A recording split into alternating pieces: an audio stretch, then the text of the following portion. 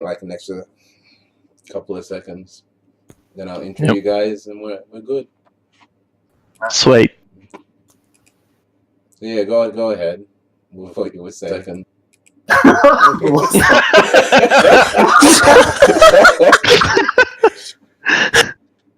No, shut up, Andrew. You wait your turn. Abby's not a member of the freaking DS management group where you can just push him around, alright? Yeah, I don't care how famous you are, fuck. Yeah. Yeah, I'm so famous.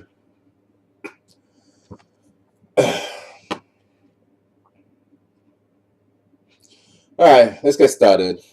What's up, everybody? Welcome to another episode. I think it's episode 9. Holy hell, I did not expect this many. Here we are, episode 9 of the Beastcast. I'm your host, The Beast. On my lovely podcast, my ghetto podcast. It'll get there one day. We have 3 beautiful guests. By the way of Darksided's Baxter. What's up, my man? How you doing? I'm pretty good. I love it that your gamer tag is the Beast, so you literally call. So your intro is, "You're welcome to the Beastcast. I'm the Beast." That's awesome. Fuck you, man. I'm not at the point where I have a proper intro myself to myself or this podcast. Even though this is the 9th one, I'll figure it out eventually. I like it. I read it too.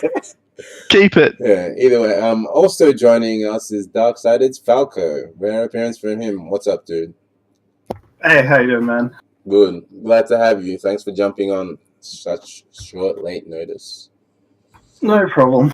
And special guest tonight in the shadows.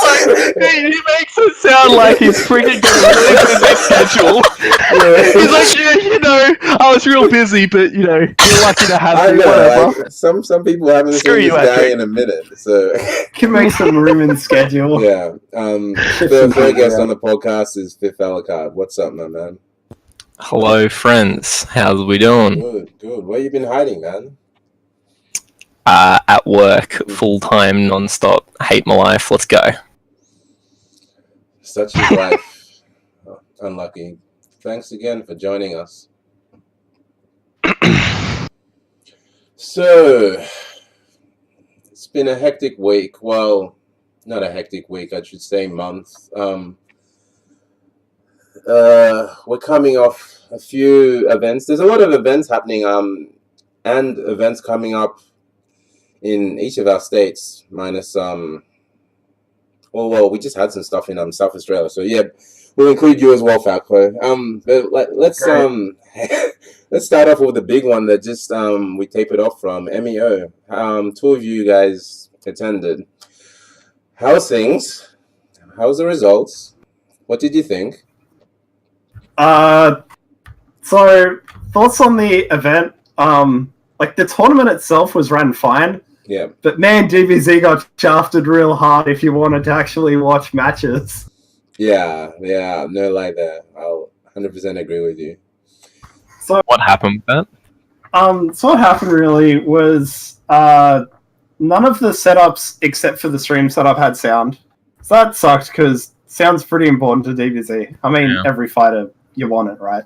But so for when you went to watch the stream matches, there was Tekken, which was up there, which didn't have sound except for the later part of the finals, I think.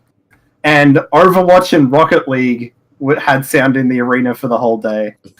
And so if you wanted to watch Dragon Ball, you had to go around the side of the stage and then watch the player one side screen in like this little hidey hole next to a bunch of curtains. It was pretty great. Fit like 3 people at most. Yeah.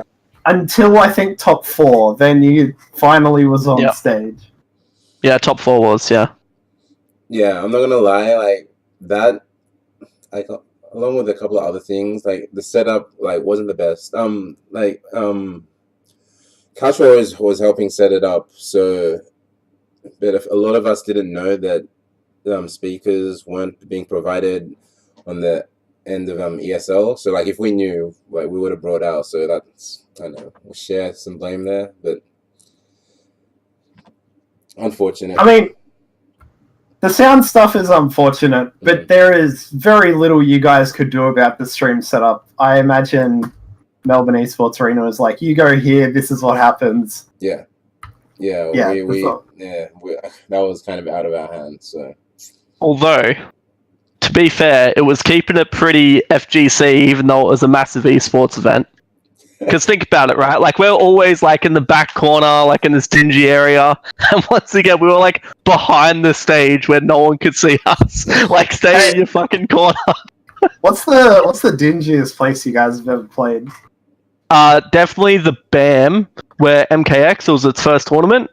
And it was the R18 thing. Remember that, like, big I'm not kerfuffle? talking about tournament. I mean in general. Just in general. Button Smash at a bowls club. I was just about to say Button Smash 2013. I can top that. I've played at a gas station while waiting for a friend to get off a work shift. That's pretty bad, Adric. That's pretty bad. Like, on a cab, or was it... No, someone brought a laptop. I've seen people on Facebook, there's a bunch of Sydney anime people, they go around Central Station with a small little laptop that they bring portably and they play around Central every now and again, which is crazy to think about. That's pretty dingy. I don't think I can top any of your guys' stories, yeah. The worst I played is in a garage, and that's actually not that bad, so...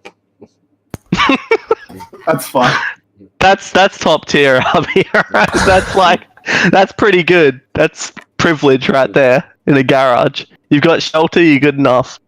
Yeah, the Bowls Club was fun for the ages, though. Bowls Club was the fucking molten lava event. That was insane. It was way too lava hot. stench. Yeah, Do you not want to play forget how bad it casuals, was. you're gonna burn alive. Yeah. 4 layers Yeah, of face that, masks. And it was like down 50 into that minutes corner away.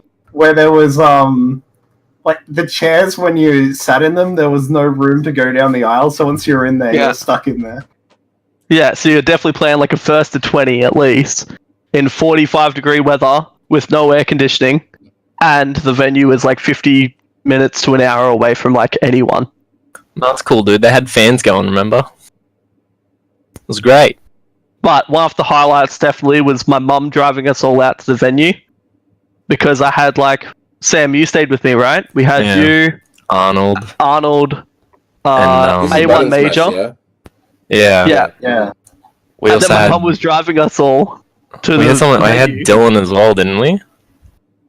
I think. Cheetah Possibly Cat. Dylan? I think so. Or was it Nat? Nah, Nat wasn't Maybe it there was- that year. No, he was. He turned up. He played Tekken. You sure? But anyway, the highlight was my mum driving us like to the venue, and A1 Major just somehow knowing every single landmark in all of Brisbane and pointing it out. So it was like a tour guide. It was so funny. I think the real best thing was the day after you and A1 Major, your mum and A1 Major hitting it off in the morning. That was a great time. Became best friends after the event. Yeah, it was definitely it was a sight to be seen. Yeah. Anyway, sorry, Hubby. So No, me, that's fine. Interesting. We all want to know the dingiest places we've all played. Mine just never happened to be that dingy. But yeah, the logistics of MEO, like, you know, they could have been improved. But like first event, like, you know, it was never going to be the tournament itself ran smoothly. Yeah, for sure. Yeah, it's just like with Tekken, at the end, even though we were on the monitor, there was no sound, and I was going crazy because it was one of like the biggest upsets, the end result. Yeah, dude, it was so sick. And the whole time Sorry. I was just screaming in the back, "Why is there no sound? Why is there no sound? Who do I have to talk to get sound?" I'm just had to deal with it and cop it. So yeah, like We had sound for Rocket League next door. yeah, I know. Well, The worst was the most annoying screen- thing was like there was I forget what was behind us, but they had a screen showing their game, but it was also doubling on the screen on the left of the FGC, and I'm just like, why would you not show Dragon Balls there in conjunction with Tekken? And it's just, it did my head. That's what I was just about to say. Yeah, that screen at the back doubling up Rocket League. Yeah, it just did my head. Yeah, but once again, probably is out of our league. I'm just sure there's some technical guy in the back getting instructions from everybody, but yeah, there's not much we could do there. As long as the tournament, we held up on our end, like running it and everything. So yeah, that's all we could do. Results, guys. How did we all place? You guys just entered Dragon Balls, yeah? I entered Street Fighter as well, but I don't know why. Yeah, Dragon Ball made top 8. I think I got 7th. Yeah. Mm-hmm. I lost to Baxter. Wait. Yeah, I lost to Baxter and I lost to Tosh from New Zealand. How about yourself, Baxter? I managed to come on 2nd, but I lost to Two Melbourne boys. Sorry. Keep going. All right. Look, you got me. I'm real sad about losing to someone who has a thriving FGC. Meanwhile, I'm here playing online with Adric on 7 frames of lag online, trying to get my ins. Don't pull that. Look, if FithAlucard can play online, you can play online. Like everyone's got. Oh yeah, and when's the last time FithAlucard came second in anything? Yeah, hey, how's it going? I did lose to Melbourne. I lost to Agent, whatever his name is, Agent Numbers. Yeah. As he's better known. That dude's like so wacky to play, and the reason why is you see him mashing auto combo, and you're like, oh, he's a scrub. This will be easy. Mm-hmm. But then he breaks out of it. I don't know when or why or how he breaks out of mashing auto combo. And somehow plays neutral and will 2H your super dashes. He'll do assist plus super dash to work his way in and do mix ups, and I'm just like, I don't understand. I don't want to disrespect the guy because he's Melbourne, and he seemed like a nice guy. But every time I've played him, it does my head in because he legitimately plays like a wild man, and yeah, but it works for you. It works for you in this game, to play like that. The funniest thing is watching Sketch play him a month in and month out and just lose. I can imagine he'd be so salty. He'd be so mad. Dude, every time you see the top 3 Couch Warriors photo, you just see Sketch hiding behind his joystick. He's just but for those that don't know, last Rambat, Agent Numbers picked Sketch's team. He picked his team. It was the most random thing. Everyone was like, "What's he doing?" As if he picked his exact team and he beat Sketch, and he beat him this month as well with Wake Up Super, level 3, and he was just mortified. Yeah, but something whatever. So bad. I go give him a hug. I'm just like, dude, that's the breaks, man. But yeah, Agent is doing something because. Yeah, but Sketch has been playing fighting games for frickin' ages, right? He's been around the block in terms of the FGC. He comes to Melbourne and loses to Agent Numbers, who picks his own team at a local tournament and beats him. Oh, yeah, that was infuriating. If I know him love Sketch, I would have been laughing my ass off. But yeah, poor guy. Yeah, but yeah. So anyway, I lost Agent Numbers. 2-1 in, I think that was the match to make top 8 winners. And then beat KD to make losers side top 8. And then first match was against Adric. Beat him, and versed Raptor. Beat him, versed Sketch. Beat him, versed Agent Numbers in losers finals. Beat him in a very close run back, 3-2. And then reset the bracket against Zed, 3-0. It it was pretty convincing, 3-0 as well. And then he beat me 3-2 in the final set. What did you lose to in the final set? If you 3-0'd him convincingly, what was it? In the first set, I shut down his neutral really like easily, because how he gets in, right, is he has double beam assist on his team. He has Goku, Black, and Tien, and he'll do both beam assists like start of match with Piccolo, and he'll like just chase you down, and because Piccolo's jump light is like uncontestable best jump normal in the game, you have to eat it, and then he just waterfalls you down to the ground and does mix-ups, right? So in the first set, I knew exactly what he was going to go for. Beat his like opening gambit every time, then just held pressure and like didn't drop anything. And then second set, I don't know what happened. I just fell out of the game plan. Got let him gain pressure really easy, and then I was up 2-1, and I cornered him like with Yamcha, and then I ate a wake up level 3 to tie it up 2-2, and then he won the final match. So like he played well. It wasn't anything like I should have won. He got lucky. It was just in the second set he capitalized on where like I was falling down and I didn't capitalize. So I was gonna ask, were you wary of him? Because I forget if it was the week before or like the 2 weeks before, but Australia had our like online qualifiers for the Dragon Ball tours, and Zed ended up winning. So were you wary of him coming into ME? Oh, I don't think you had played him, had you? I played him.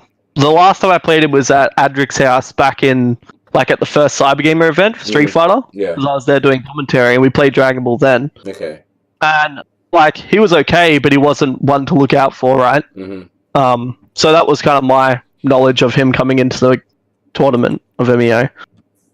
Like online's so difficult to gauge someone's skill level because one, infrastructure sucks dick, so we can't play online like pretty much at all. Anything above like 3 frames is like not optimal. Dragon Rush has become like 98% hit rate. So yeah, it's really hard to gauge someone's skills. So I didn't think much of it, but he did his thing. He won. Just to segue on the topic of online, one guy came into the tournament that I don't want to say there was a lot of hype around, but like he had aside from my man Baxter, there was a lot of like noise around from his like goings on online, which obviously I'm referring to Raptor. So, what did you think of his performance? Did really well for a first offline tournament. Yeah, I think that sums it up. Yeah, like Raptor's that hit player, right? Yeah, he's the guy who got sponsored by Atletico, I think it is. Which I found, which I had no idea about. And like, that's a big deal, isn't it? Aren't they like a major organization? He's got a. The correct answer here is yes, Adric. Well done, Adric.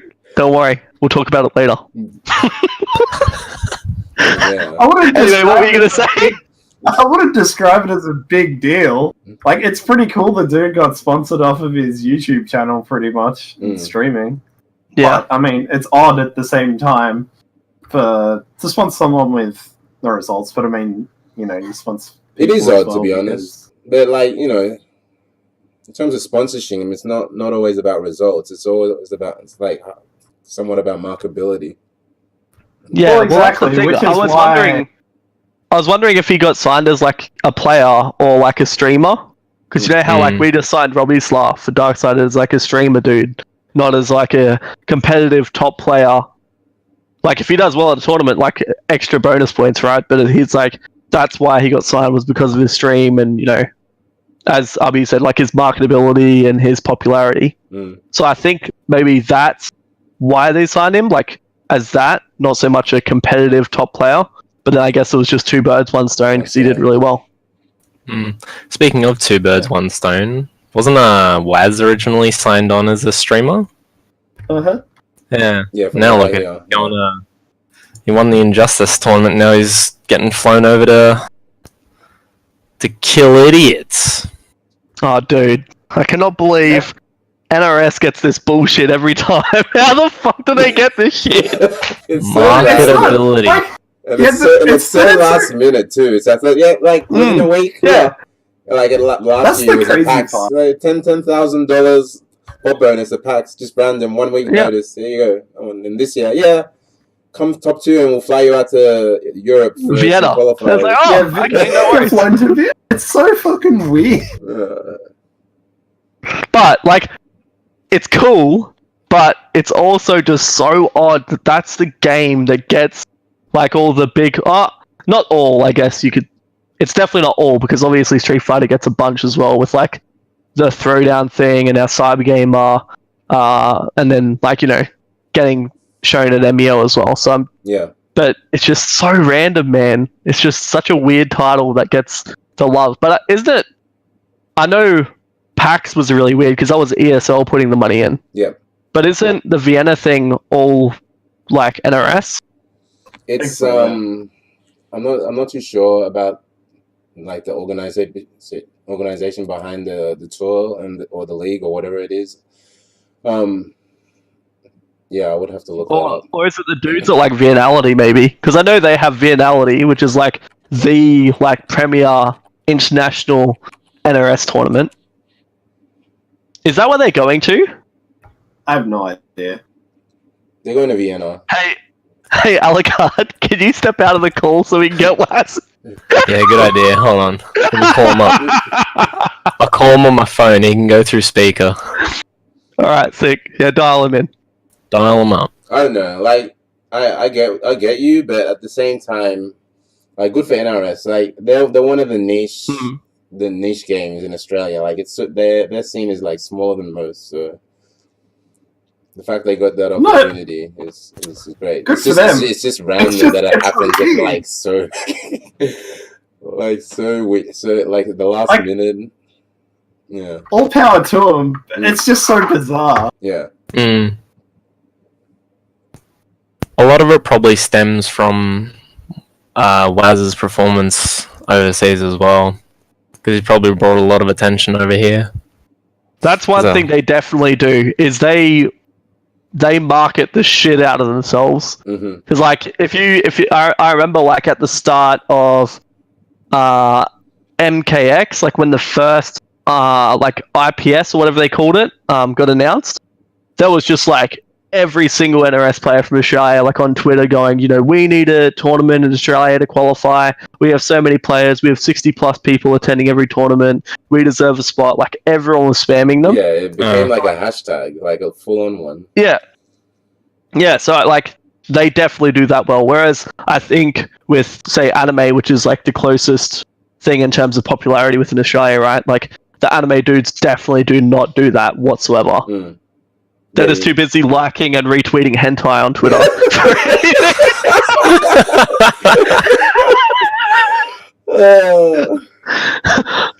Alright, sorry, I'm out.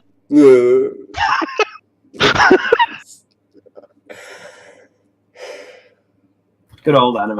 Yeah. The views of Baxter represent this podcast as a whole, so yeah. Either way. But yeah, it's good for them. It's good for them. So now that we're in, I don't know what month of Dragon Ball Z, but like it's been out for a while. Like, have your views on the game? Like you've all played it. Well, you all do. Even you all play it. So, what's your current stance on the game as it is now? I think this latest patch for it is the best current fighting game patch. I think it's really balanced. Compared to what it was before, it's really balanced the tiers. Like, you could see such a variety of characters for a team game, because obviously there's still... I mean, in any team game, there's always some type of top tier. Yeah. Like, Bardock's still strong, blah, blah, blah. But you still see...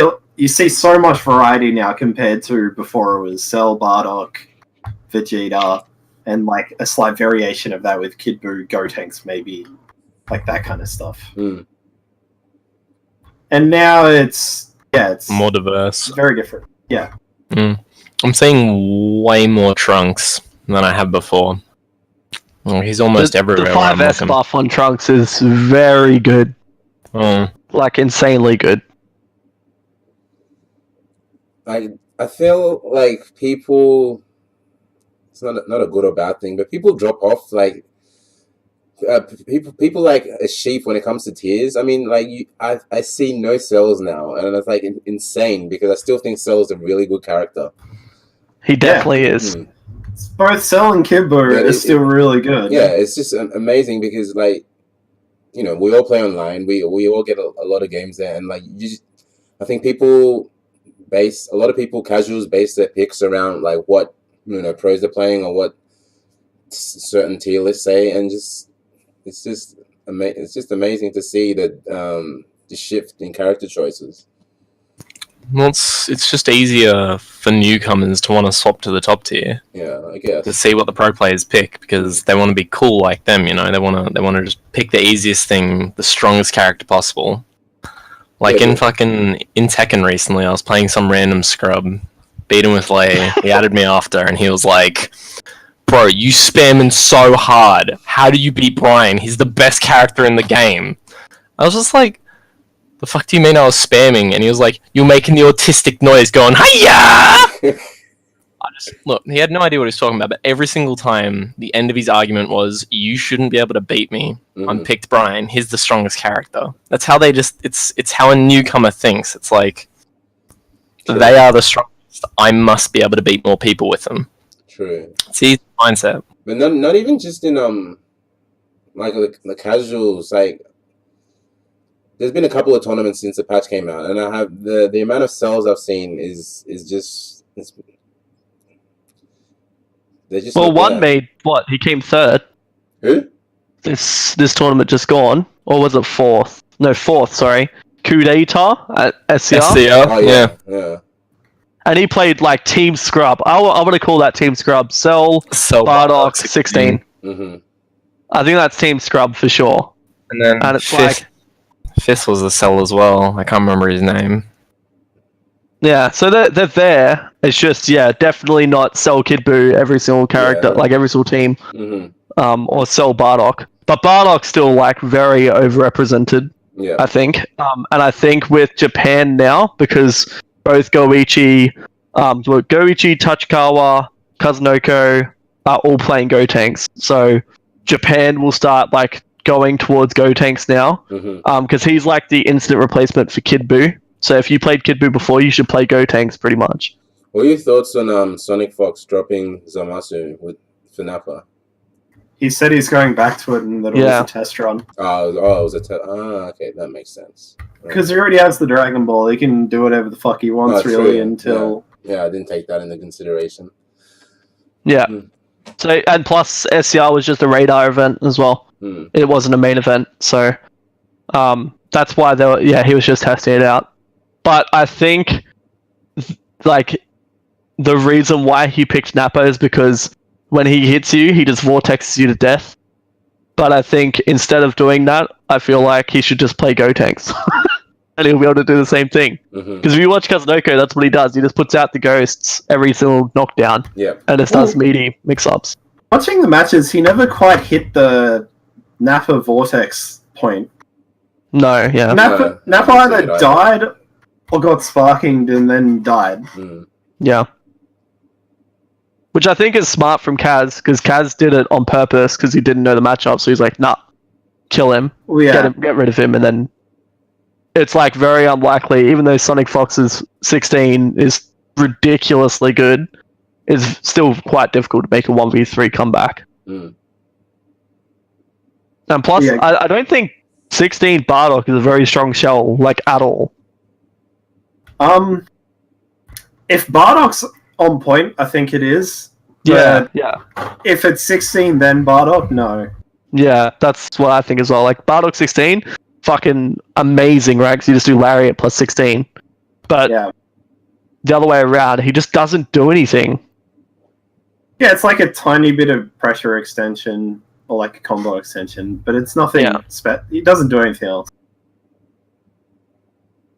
Yeah. But yeah, my thoughts on the current patch of DBZ is the same as Adrix. Like, the game is very, very balanced at the moment, like extremely balanced. I think the like almost universal buff to assists made the game way better because What now buff it's is that? enabled a lot more characters. What buff? It was like more hit stuns, so like Freeze's assist, Tien's assist, Margin Boo's assist. There's a few others as well that I'm not thinking of. Like, that's just enabled so many characters, right? So, like, Frieza, for instance, now Goichi's playing him on his main team because the assist is so good. Like, it's absolutely insane. It comes out super quick. It stops super dashes. You can hit confirm off it on reaction. Start of match, it, like, forces the opponent to instantly dash forward or super dash forward. So, like, it's pretty crazy what that assist enables you to do. Yeah, it's just a lot more variety now. There's still powerful things you can pick together.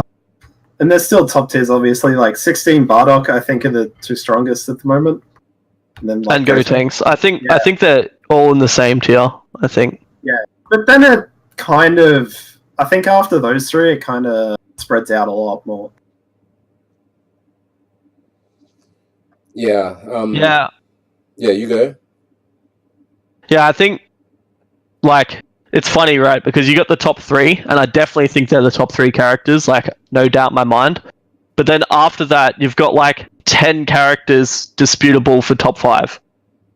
Like, the 4th and 5th slot. It's crazy, because you got Adult Gohan, I think Kid Boo's still in there, Cell, a number of characters, right? Like, you got so many. Like, Vegito, I think, is definitely up there. Who else? Tien, Piccolo, Android 21. There's so many characters that can fit into that 4th or 5th slot. Like, you could argue all of them, right? So, Majin Buu is another one, like, for sure. So, like, that to me is, like, really good game balance. Like, yes, there's always going to be top tiers, and you could slightly nerf, like, Gotenks, Bardock 16. But, like, I really don't think it's an issue, because it's a team game as well. Like, you're always going to have oversaturation of one character at least, and that's generally because they have good DHCs and they have good assists, and that will fit into like almost any team and create a strong shell. So, like, if you nerf 16, for instance, you'd just see an influx of Gokus or an influx of any other beam character or Vegeta assist, and would go back to the initial patch, like on release, where there was just Vegetas everywhere. Yeah, I'm a big fan of the patch because, look, like you said, there's always going to be top tiers, but, like, you know, there's like 3, but it's not like the layer under are unable to compete. You'll see a Team Gohan just wreck shop sometimes, and that's another character. He's a fuckhead. Yeah. Sorry, yeah, he's so annoying, dude. I hate that character so much. Because, like, the meme every single time, it's like, hey, he's got small limbs. And then you just see him like, oh, he did 9k damage but from a crouching light. Like, oh, no worries. Like, his normals are small, but his specials are giant. Yeah. His pressure's ridiculous, his mix-ups are ridiculous, his neutral is strong. He has one of the best grounded ki blasts in the game.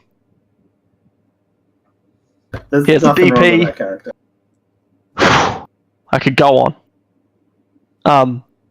But you'll be happy with this, Abby. I think, because Adric said, like, DBZ is probably the most balanced fighting game out at the moment. I think that and Tekken are by far the two most balanced fighting games out at the moment.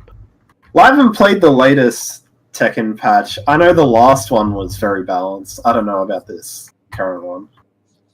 Look, Tekken's always balanced to a degree compared to most fighters. It's just, this patch, it needs more fleshing out. We just got hit with it, so yeah.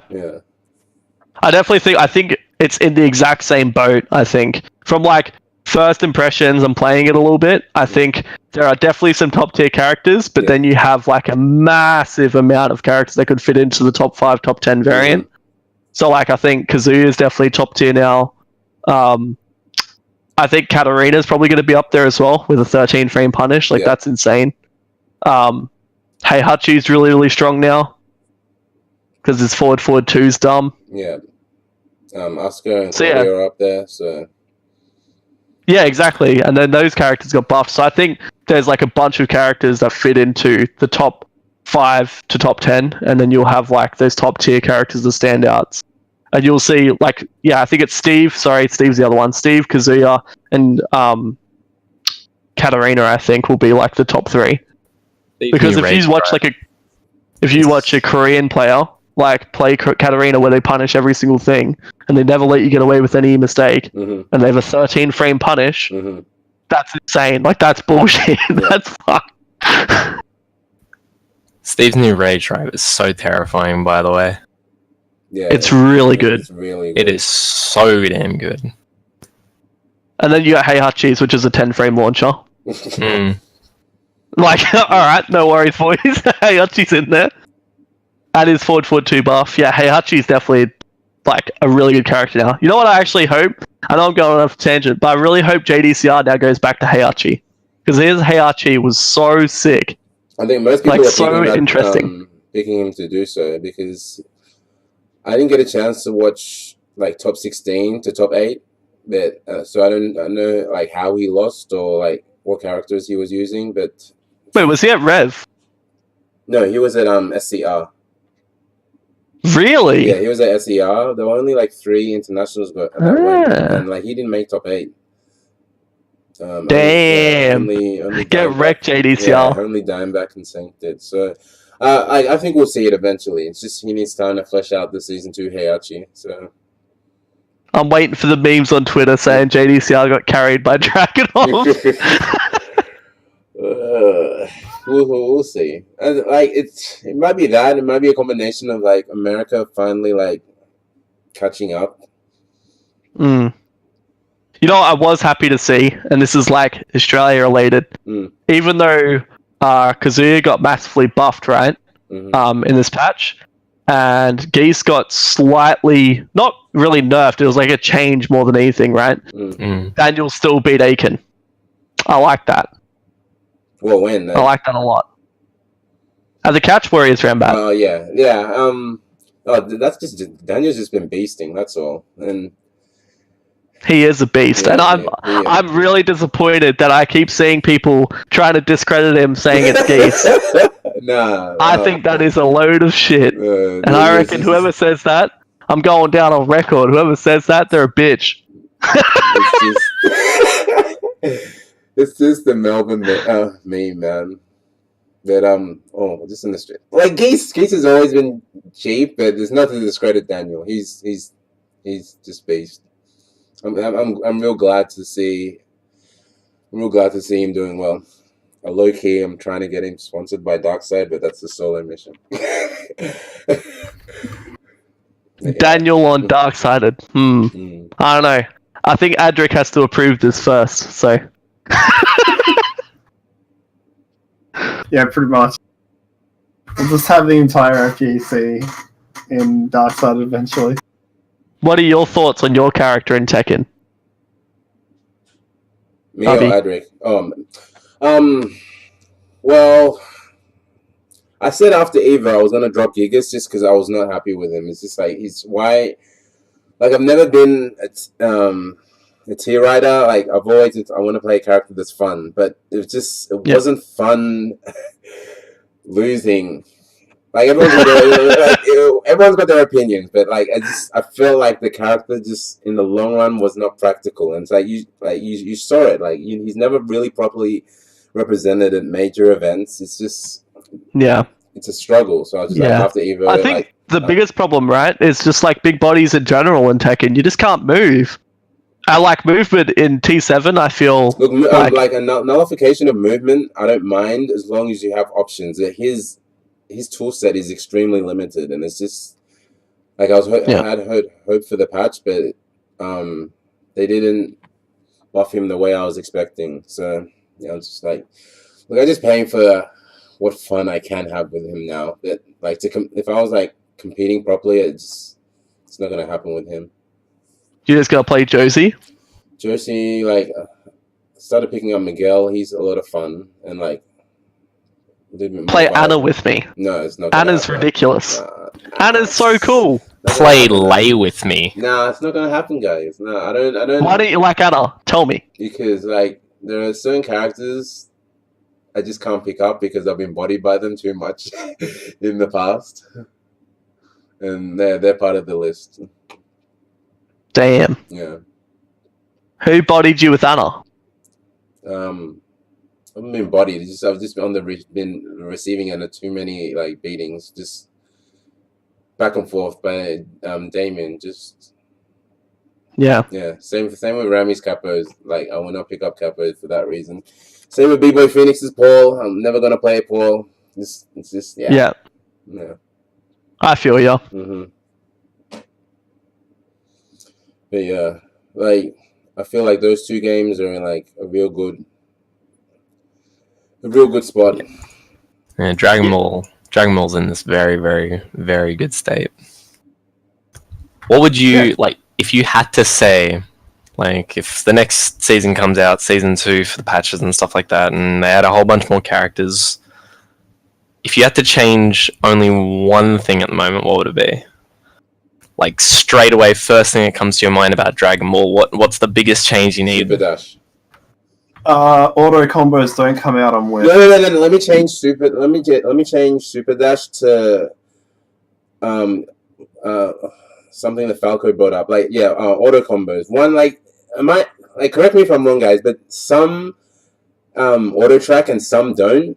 Because I'm sick and tired of being on one side and then on another, and the they all just finishing.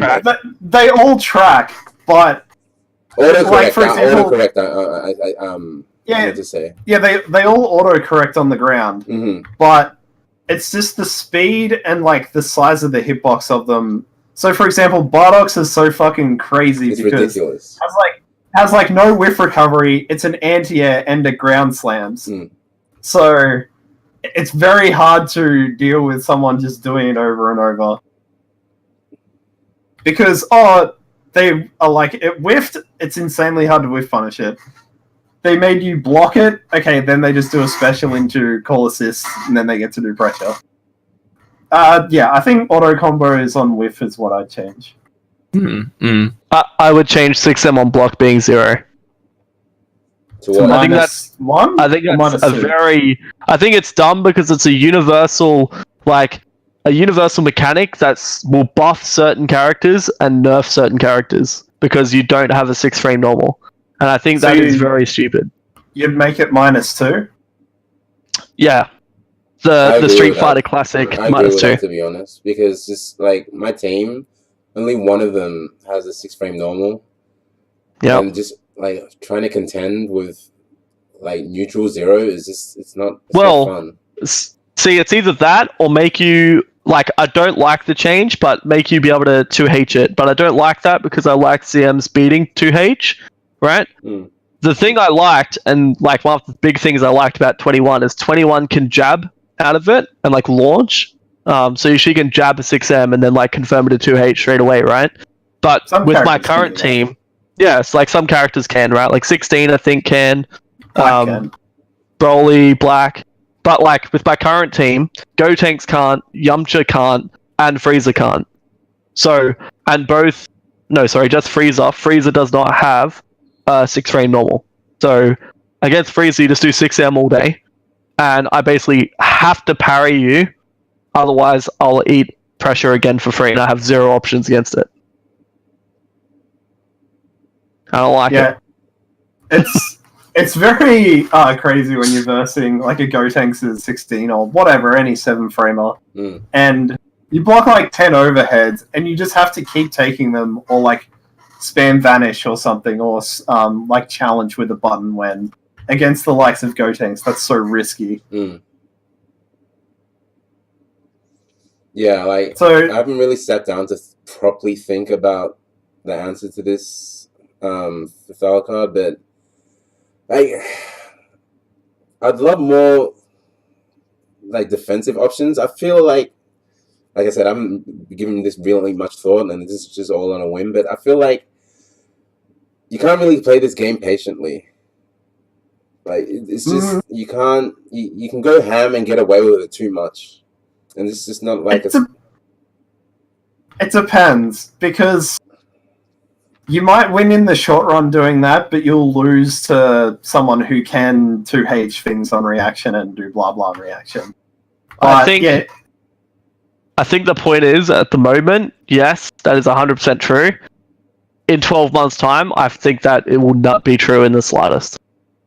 I think it's everyone's lack of awareness in the game, and the reason why it's just not been out long enough for us to flesh it out. But I think in another year's time, the game hasn't been out for 12 months, right? It's barely been out for 6 months. So that is true. Once the game's out for another 12 months, I think you can no longer just super dash at full screen, because that coup d'etat dude, right? Yeah. He beat out super dash in the air. I think it was 4 times in a row in his matches. So having that presence of mind is really, really strong. And I think that's why he did so well, because he wasn't, apart from that, he wasn't super, super good. Going back to the net play thing for a second, anti-airing in the air with, say, Vegito, for example, can do it with Jump M. It's a really good air-to-air move for Super Dash. Mm-hmm. Doing it online is just not feasible very often. Offline, it is, but yeah. So you can't really practice it that much. What would you change about the game, Sam? Yeah, I don't know, dude. I don't play it enough anymore. I got to a point where because I didn't have enough hours to put into the game, and because I wasn't motivated enough, I couldn't breach the scrub kill threshold. Yeah. So, I know, you're seasoned fighting game player. You got enough thoughts to. It'd be mainly around Super Dash. Mm-hmm.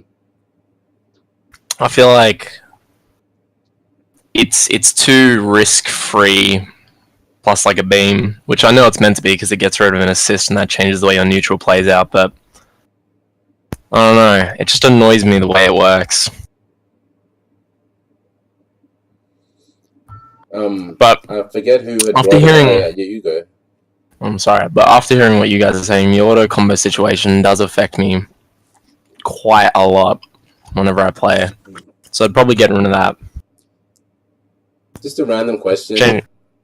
How do you feel? How much different do you feel the game would play if there were no super dashes? Jumping would be extremely strong. Sorry? It'd be for the worst. It'd be for the worst. Yeah, for sure. Because I remember someone bringing that up.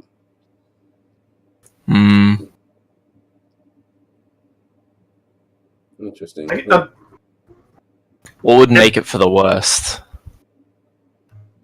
You wouldn't be able to move around very well. Key Blast would suddenly become anyone with a good Key Blast. Vegeta, for example, would just destroy the entire screen. You wouldn't be able to do anything.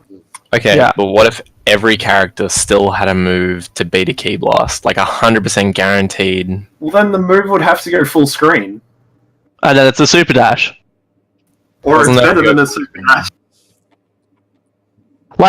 Think of it this way, for instance, and this was something that I was talking to Waz about, because he was complaining about super dashes, and I said, the reason why I like super dashes is because it gives characters unique mix-up options as well. So with 16's mix-up, for instance, he'll do air dash, super dash, and stay same side as a mix-up. And I think that's required in the game because, like I said before, in 12 months' time, when the game develops and people are way more aware of situations, you watch Goichi currently, with the game being out for 6 months, holding down back for 40 seconds, blocking and teching everything, right? Yep. In 12 months, imagine how much better he'll be because he'll be so much more situationally aware. So we need dirty stuff in the game to open people up because, yes, I think going ham is a viable option, but there's also going to be times where someone can down back for a minute and just not get hit.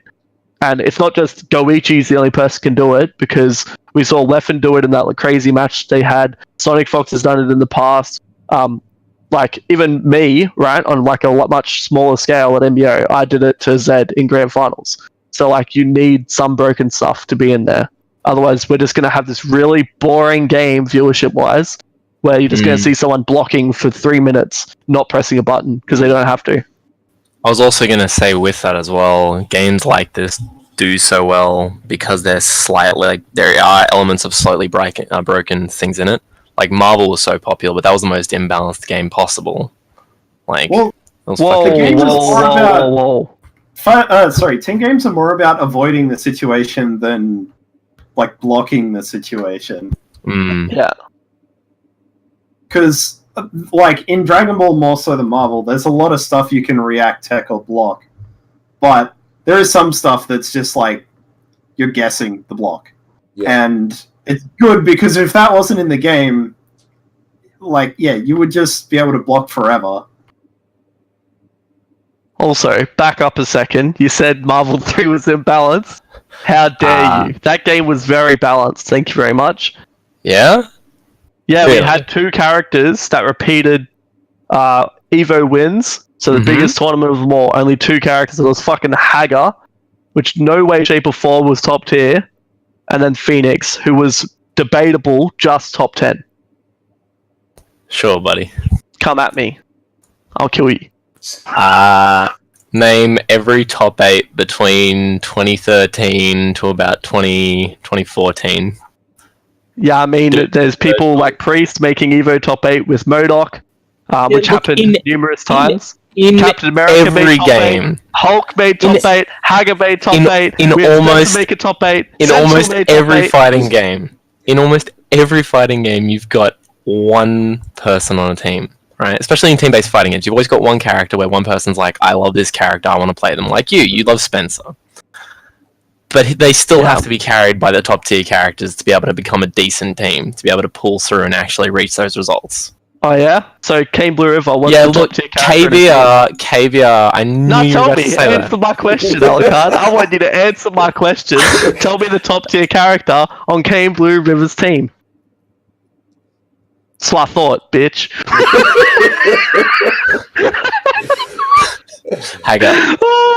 Hagar's top tier nerf, pipe too strong, big bodies. Alright, sorry, Albie. You got a bit heated there. No, that's all good. But you know what it's like. It's Someone, all good. this is your baby, you gotta go ham for a little bit.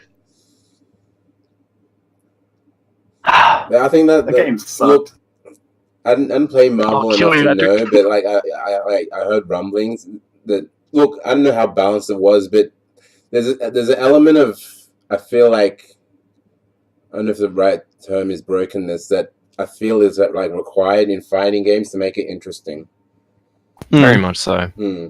I think Marvel 3 is, apart from DBZ, I think DBZ by far beats it, but Marvel 3 was the next most balanced team-based fighting game. Like, I think ever. And the reason why I say that is you look at Marvel 2, that's literally the worst case you could see, where it's like 4 viable characters. Yeah. King of Fighters 13 was almost like, it was balanced in that you could play any character you wanted, but then the worst case ever happened where it was that one Evo where it was like 6 of the top 8 players all played Flameori, Miss Karate Kim. And it was so bad. I still also blame like the commentator who clearly didn't want to be there. Yeah, he almost made it much worse. I know KOF is a team-based game because it's 3v3 at the end of the day, but it's still 1v1v1. Yeah, I was gonna bring that up. Like, yeah, it's still like my definition of a team-based game. If you were talking about KOF, for example, would be KOF, or was it 11? I think, where you can still call assists and do that type of mechanic. I feel like there has to be some form of swapping in the middle of the match to be considered a team-based fighting game. Oh, actually, I did forget one. Marvel vs. Capcom Infinite. That game's so good. That game, Get the does fuck that out of even...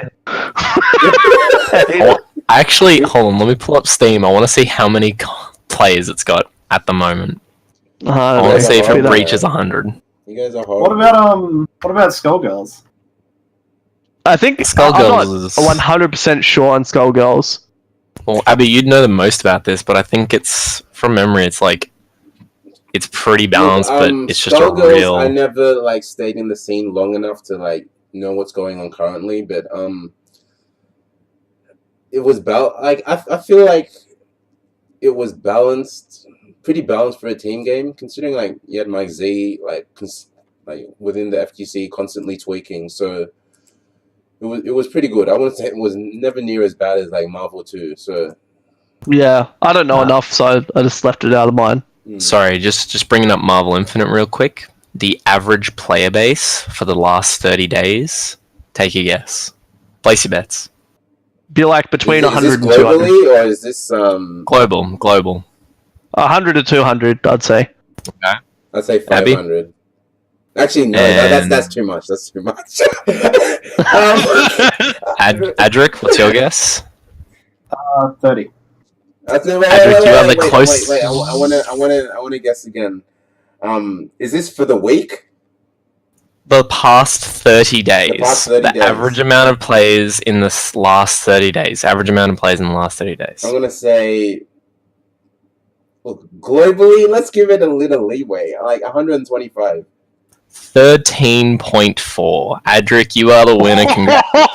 That's horrible, man. Its peak player base. Jesus. Its peak player base was 32.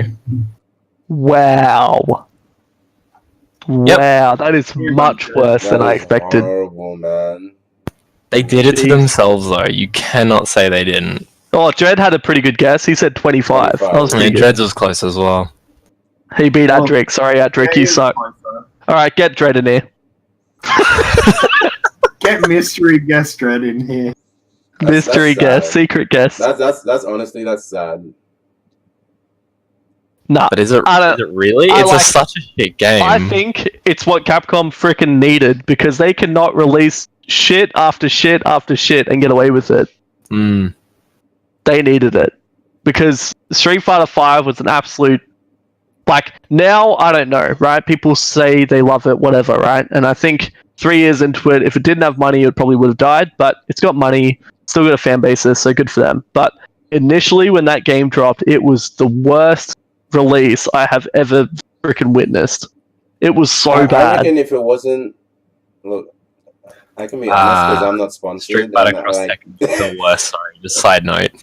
Go on, what? I'm not sponsored, so like my views on Street Fighter aren't gonna get me in trouble. But if Street Fighter wasn't the face of fighting games, let's admit it. Even though there may be better fighting games, like it's just it would have dropped if it didn't have money behind it. If it wasn't the face, it's just like even now I still think. I said. That's what I said, Abby. It also came though at a time when there were no other fighting games being released at the time. There was this big lull between Street Fighter V and the next thing, and then suddenly you have like new Guilty Gear came out, new Dragon Ball came out, Tekken came out, Injustice 2 Marvel came out, Injustice 2 came out like the very next year. But there was that full year where it was just Street Fighter. Yeah, that's actually a really good point. Yeah, I think Street Fighter's just... I don't know, man. That game... I think the fact of the first year of Street Fighter V as well, I think it's changed the player landscape so dramatically. Like... Who's Rami? If I went to a YSB now, I would probably know about 5 people at best in terms of Street that's Fighter. A good thing, though? Like, are you talking about it's changed the landscape in terms of like... It's good there's new people coming, but all the old players that I used to know would not show up anymore. Like, you haven't seen Shang Tsung at something, you haven't seen Rob Sucks, you haven't seen... You count that for, like, real life, or that he just doesn't like the game? I think that's a mixture of both. Yeah. Like, players move on all the time. I assume from 3 to 4, I wasn't in the offline scene at the time, but I assume the exact same thing happened. This is a third strike, it sucks. Well, that's going to happen with every shift. From one iteration of a game to another. Well, but you can't say that. No, you can't say that for certain games because like the whole foundation or the meta like isn't like completely drastic for some games. I.e. Tekken, like it's just like. Tekken. I legitimately think it's just Capcom games that do that. Like King of Fighters, you keep most of the players. Injustice and NRS, all the players will stay by. Tekken, all the players stay by. Street Fighter tends to change quite dramatically between iterations. Yeah. Whereas, Tekken like still maintains very similar playstyle. That's why you have so much legacy. Like abilities in it, or carryover, I should say. And then KOF similar. If you can play one KOF, you can pretty much play them all. Street Fighter though, if you can play like Third Strike, that doesn't mean shit. You can't play 4 or 5 suddenly. I think it's the same for Marvel though, in a way. Would you say, Baxter, where your carryover skills from 3, when you first tried to play Infinite, would they carry over well, or because I think even from 2 to 3 and then 3 to Infinite, it's changed quite a lot. I don't think my Marvel 3 helped me with Marvel. Well, I don't know, it's really difficult because Marvel Infinite was kind of like a rehash version of my characters where they had the exact same normals, they just had different buttons to do those normals. So it's kind of hard to say in that like respect, but I think it's more so like me just playing various titles more than the Marvel title that carried over because there was no assists, it was just terrible.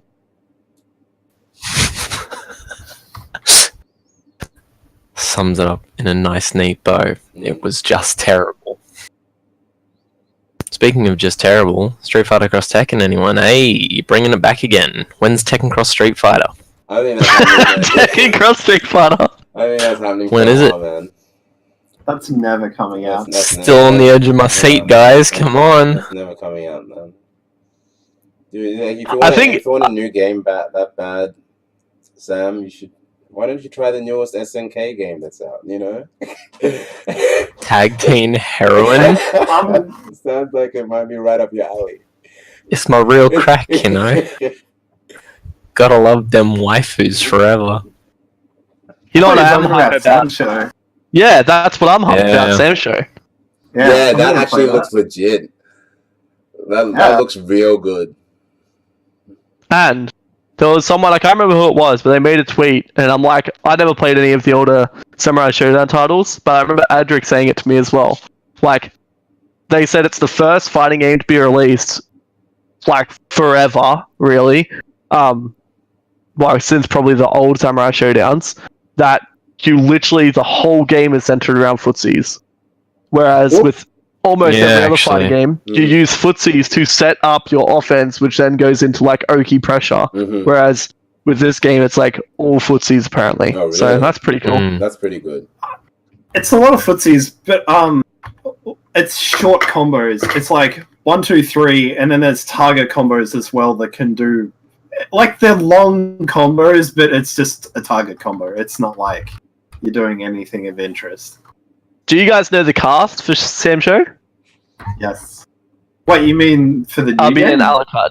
No, like have they put out a full cast list yet? No, but you know, like the old characters, or Yeah, I know a few of them. I know a few. I've do played you it with have Adric one that every you now want and to then. play? Do you have a character that you're like, that's my character, I want to play that if they're in the game? Now, I can't remember if this is Sam Showdown or the other one that was very similar to Sam Showdown, but the dude with the turtle. You're thinking of Last Blade too. Yeah, I'm thinking of Last Blade. Yeah. Then Sam Showdown definitely Galford. I think his name was the weird ninja dude with the dog. American Ninja. He's already in the game. So, Jade up. What about you, Robbie? Do you have any characters, or are you looking at them right now? Actually, I take that back. I want that fat ogre dude, the giant one with the belly. The big body characters. So I'll probably Earthquake. Earthquake. Yeah, that's who I want to play. Earthquake or Genjura. I've always wanted to play big bodies, right? Like, always I wanted to play big bodies, and I've never been, like, game to play it because I know that I'll suck with the big body character, because I literally, like, what I'm good at in fighting games is the complete opposite, having, like, fast, mobile character with, like, a billion options. But I'm ready. Samurai Showdown, it's going to be my boy Earthquake, I'm going to fart on some people, and it's going to be sick. Yeah, it's that came out of nowhere, that announcement. Like, looks promising.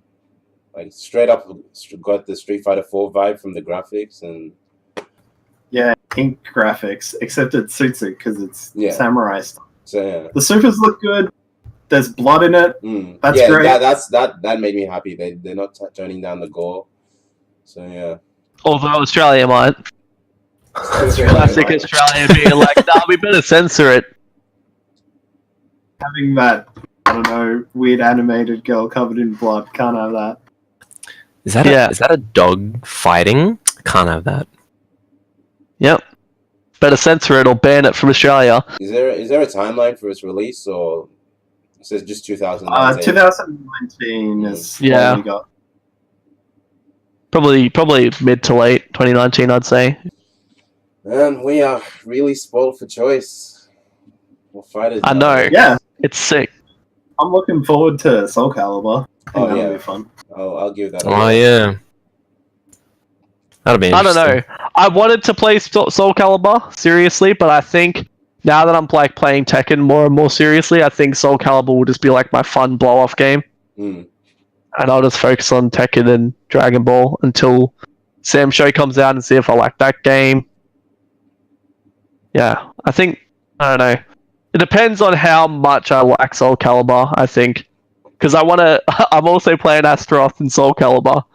Because when I made the decision that I'm not going to play it seriously, I'm like, yeah, I'll just play Astaroth and be an idiot. That's the Axe dude, yeah. Yeah. Yeah.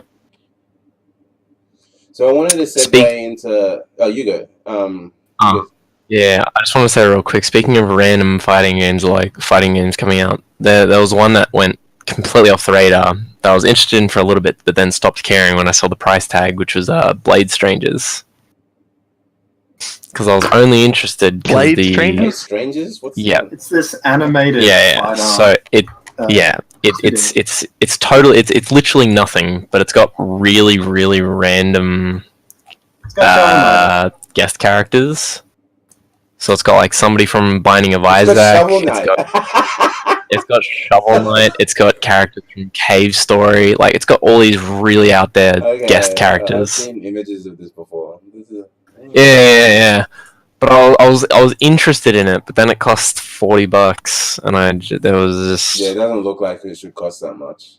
It does not. It's like a $5 flash game that you might pay for. Dude from Binding of Isaac? Yep. What the hell? Oh wow. Sparked my interest because of those 4 things, but no, it's out. Because no one else here except Adric's heard of it though.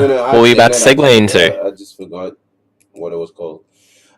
Just an interesting topic because all 3 of you at one point, maybe like this would be a nice moment for you to bring up your history, FithAlucard, for people who might not know. I'm sure they know, but just give them a refresher that like you've been sponsored at one point.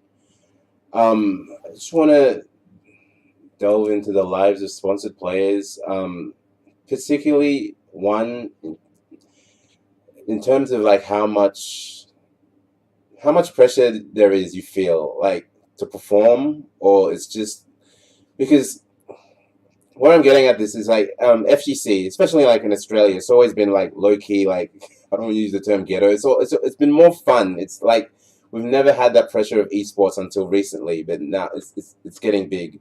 So you feel like there's a cost of the fun factor in terms of being sponsored, or it's just like it depends on the individual, depends on the organization you're sponsored by, or you're able to find a nice balance of both? Do you want to go first, Baxter, or me? I'll take it. Yeah, thanks. I'll step in here. How you doing? Yeah, nah, Alucard was told to go first, you idiot, Adric. Yeah. Oh yeah. Oh yeah, I'm still here. Tonight. Tell us about your player management at Baxter. Well, it started way before that. It started with IXL, where I got Arnold and I tried to get MMT sponsored, but for me personally, trying to get people into teams and then giving up after X5 after what happened with Baxter and me. But for me, it was always just like I knew I was never great at games. I knew I was alright at them. I knew I could beat some people here and there and have a great time.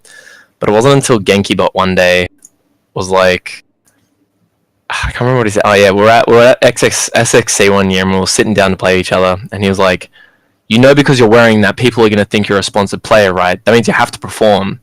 I was like, no, they'll just think I'm a manager. You know, they can tell, and they're like, no, they fucking can't. And then he walked away, and then freaked myself out of everything, and huge anxiety, gave up everything because I put too much pressure on myself every tournament.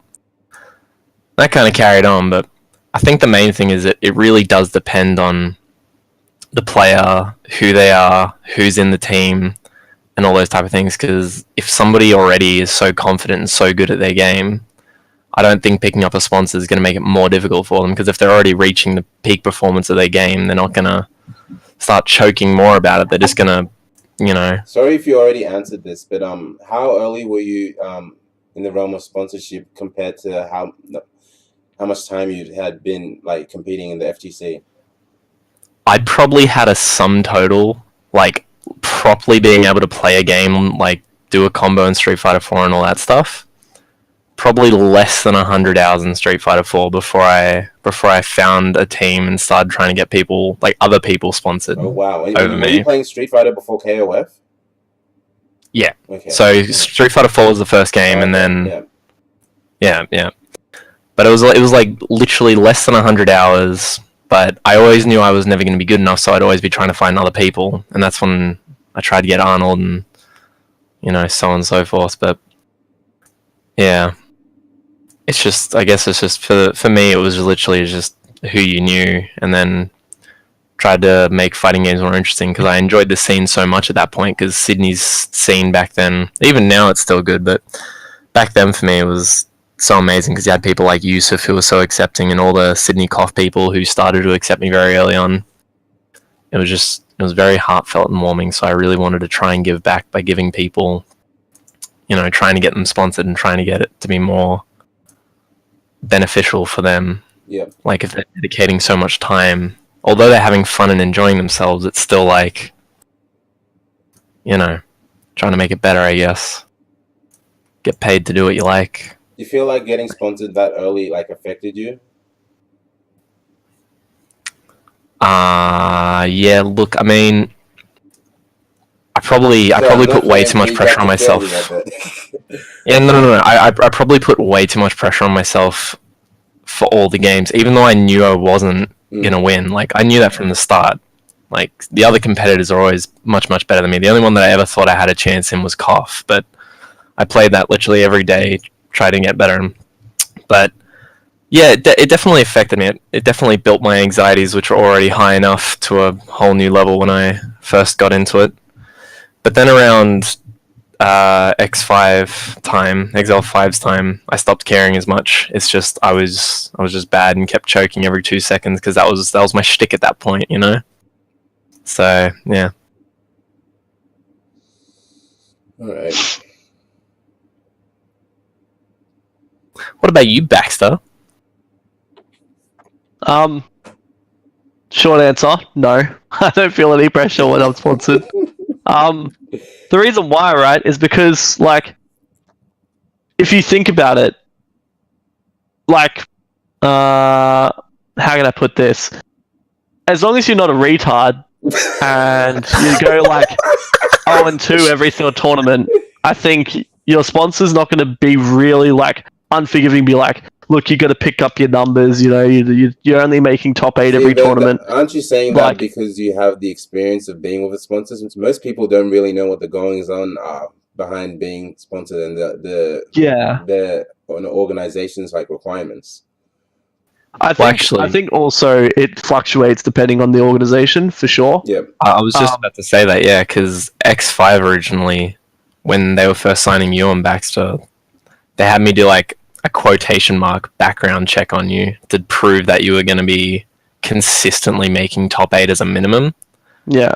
For at least one of your games, which was, easy enough with Marvel, but then because you started branching out into other games, it made it even easier to keep you on quotation. But yeah. It does depend on the organization. I think it definitely fluctuates, yeah, but like maybe I think back in X5 days, because it was very unheard of to have like organizations show interest in the FGC, right? Yep. So I think there was a lot more pressure back then for people to perform. For me, like personally, I didn't feel any pressure because I go there to like have a good time, obviously, but I'm there to win. So I put like not pressure on myself to win, but I am going there to win the tournament anyway. So you just have that. So I expect myself to do well. Yeah, exactly. So I expect myself to do well. However, with the current, I'll call it meta, regarding esports and like organizations coming into the FGC, I feel like it depends on the organization's motives. I feel like certain organizations, when they come in, they're just looking for like it's really cheap to, invest into an FGC player because they don't need stuff. They're not needy like a lot of other esports titles. And we get like quick recognition or quick like return on investment. Mm-hmm. So for those like, I guess, selfish reasons, the meta has become, it doesn't matter whether you perform or not, just like show up in your jersey so that we get recognition as, esports team A. It's almost like advertising. And then you look at them. Well, it is. Well, 100%. It is, right? Yeah. It's just if you compare, say, an Overwatch team of 6 players versus sponsoring 2 FGC people, it is way more efficient to sponsor the 2 FGC people and get them to attend an event like BAM with like 1,500 people attending the event than an Overwatch tournament that you have to qualify for, that you have 6 players that you then have to pay for them to attend it, or like attend the tournaments. You have to like pay for their equipment. There's just like a whole lot more responsibility for signing that whole team. So I think for certain esports teams, there's that element. But then you look at the other side of the leaf, right, where it's like people like teams like Darksided, where they actually give a shit about like the players that they pick up in their team. Yeah, I was just about to ask. I think Adric would know probably better than you, but what was DS's motivation for joining the FGC? I remember you told me a long time ago, but I've probably got a warped perception at this point. Their motivation for joining the FGC was one of the managers in their organization liked fighting games a lot, and he wanted to get into the FGC. So they like started messaging Burnout at the time, and like who was good at Street Fighter, because at the time Street Fighter 5 had just come out, so it was the next big thing. So it seemed like a good chance to get into it, and like Baxter was just saying, getting into sponsoring a fighting game player is very cheap compared to flying a 5-man team just to boot camp somewhere before a tournament or anything like that. Yeah. So that's what started. That's what started it, right? And then I guess because of their initial passion for fighting games, like I guess the best example would be like Waz initially, right? So when he initially got picked up by Darksided, he was a streamer. Yeah. So like Dreads made a comment in the stream chat saying like you could be half player, half streamer, right? And your marketability could be more impactful than your results. And like in saying that, yes, but even for Waz, who was a streamer, when he went to an event, if he like came 3rd or 2nd in the tournament, like the DS guys were really supportive of him. Were there for him, or like, said like, oh, tough break, go back, practice, you can come back stronger next time. And like they're very close in that regard. Yeah. Whereas there's always going to be those organizations that like are more family orientated than others. Oh no! Don't say that word. Did that get you triggered, man? Huh? DS not a family, huh? Huh? No, that's the complete opposite. They won't shut up about it being a family. Yeah.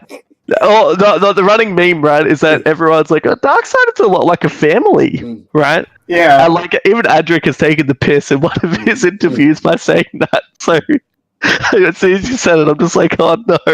You are, guys. It actually makes me sick seeing those constant photos of you love each other. It's just... Oh, that was way before Darksided, though. They've been lovers since Shadowloo. No. So you know the infamous Bowls Club that we were talking about earlier, right? For Button Smash, the real ghetto joint. Me and Adric did an interview there when my main man was the interview lord, right, back in the day. And me and Adric did an interview together, right? Because Buttons wanted to ask us about our bromance in quotation marks and all this. And we did, we were both wearing thongs. We sat down next to each other and then we slapped our thongs together like a high five. Yeah, it was great. Oh, I forgot about that. And I saw the other day, this was like a couple of weeks ago, and there was a meme that popped up on my Facebook timeline. And there was these two like Indian dudes, and they did the exact same thing. And I'm like, yes, that's me and Adric. Yeah, that was great. So yeah, it's been, me and Adric have been mates for ages. It's just a bonus now that we're both on the same team because now we get to travel to events together as teammates as well as mates to I guess support each other and shit at tournaments. Just cutting in as well, talking about like the community aspect. I think it's such a different change from what X5 used to be as well for Baxter and I, because there was one person in X5 who was the coolest dude ever. He gave a shit. Yeah, his name was Eugene. He's an absolute coolest dude you ever meet, right? He gave a shit. He always cared, but everyone else was like, where are the numbers? Where are the monthly reports? It was very transactional based for everyone else. But there's one guy. No, if he's watching this, you are the best, Eugene. Keep it up. You do you. I'll make sure he is. Yeah, Eugene's cool, dude. But yeah, that's, I guess I was going to make that point, right? And it's, for me, because I've been in X5 previously and now coming to Darksided, straight away going to MEO as an event, as a Darksided player, in quotation marks, versus going to BAM, or Shadowloo Showdown back in the day as an X5 player, the feel is completely different, right? Before it was very business oriented with X5, you show up to do your job. If you need anything, let us know. But we're basically not there for you to have fun. We're there for you to get results. Whereas now it's the DS lads are just, standing around calling each other cobbers and saying you're going to cop a dog shot to one another, whilst running around with cameras taking, dumb photos of you being an idiot, right? And the feel is just completely different.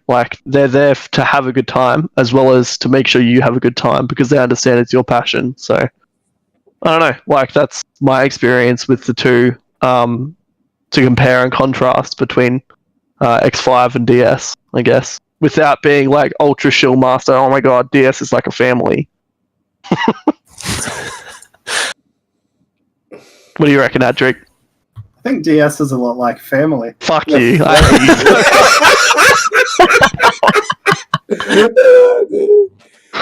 knew you were going to say that immediately. You're such a piece of shit. Oh my god.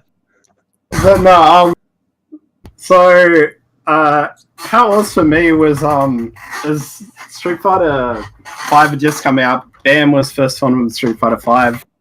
In the lead up to it, I had Young was messaging me about if I knew who Darksided were. I didn't know who the fuck they were. He was like, oh, they got 5k followers on Twitter. That's pretty sus. Who the hell are these guys? And I'd never heard of them. And after my top 8 match with Margot, one of them came up to me and asked me if I was interested in joining an org. And at the time, I was completely in my head thinking about the match. I was very standoffish. I was like, yes, pretty much go away, thanks. And then I got a message pretty much as soon as I got back and we started talking. And yeah, I guess the thing that I really stressed was that a thing happened at BAM that kind of put me off the idea of sponsorship, which was let me tell the story. I want to tell the story. Adric. Yeah, alright. Let Adric talk. Alright. So, back at BAM, alright, we're taking a step down memory lane, right? Alright, good. So, my boy Falco is up against Razor's CN, alright? Yep. Big boy from Singapore, hot off his Evo win for Street Fighter 4. The man to beat, if you will. And he was playing, his Fung.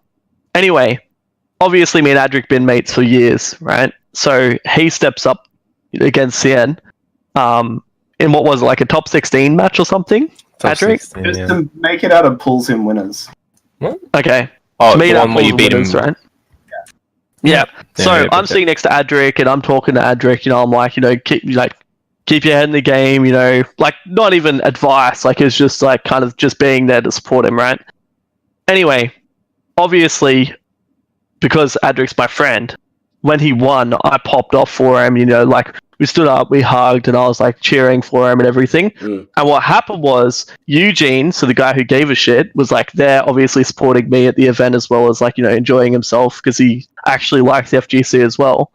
And he came up to me and he was like, oh, by the way, so one of the like Razor reps messaged me, and he didn't like you supporting Falco because Razor at the time was a sponsor for Exile 5. What? So we kind of had a weird association, right? And technically I was teammates with Razor CN because Razor was my sponsor on the team. Oh my god, really? And and so as soon as I heard that, I was like, I'm done. Like straight up, I was like, nah, no more X5. Next tournament, I didn't sign up as X5. I was done. I was like, nah, that's me done. Because like that directly takes away my enjoyment from FGC, like FGC tournaments. 100%. I can't support my friends like that. Yeah. Yeah, so Baxter told me about that, and when I was talking to them the like Tuesday after BAM, I told them about that, and I'm like, if there's any of that shit, like I'm gone. See you later. 100%. Yeah, and I basically just stressed that kind of stuff. Like, basically, at the end of the day, I said, if you basically want me to keep doing what I'm doing, but slap a DS in front of my name, I'm very happy to do that for you. And they said, yeah. And yeah, it's been really great. I guess, like, one thing which I would tell people to do if they're ever interested in getting into esports is read your contract.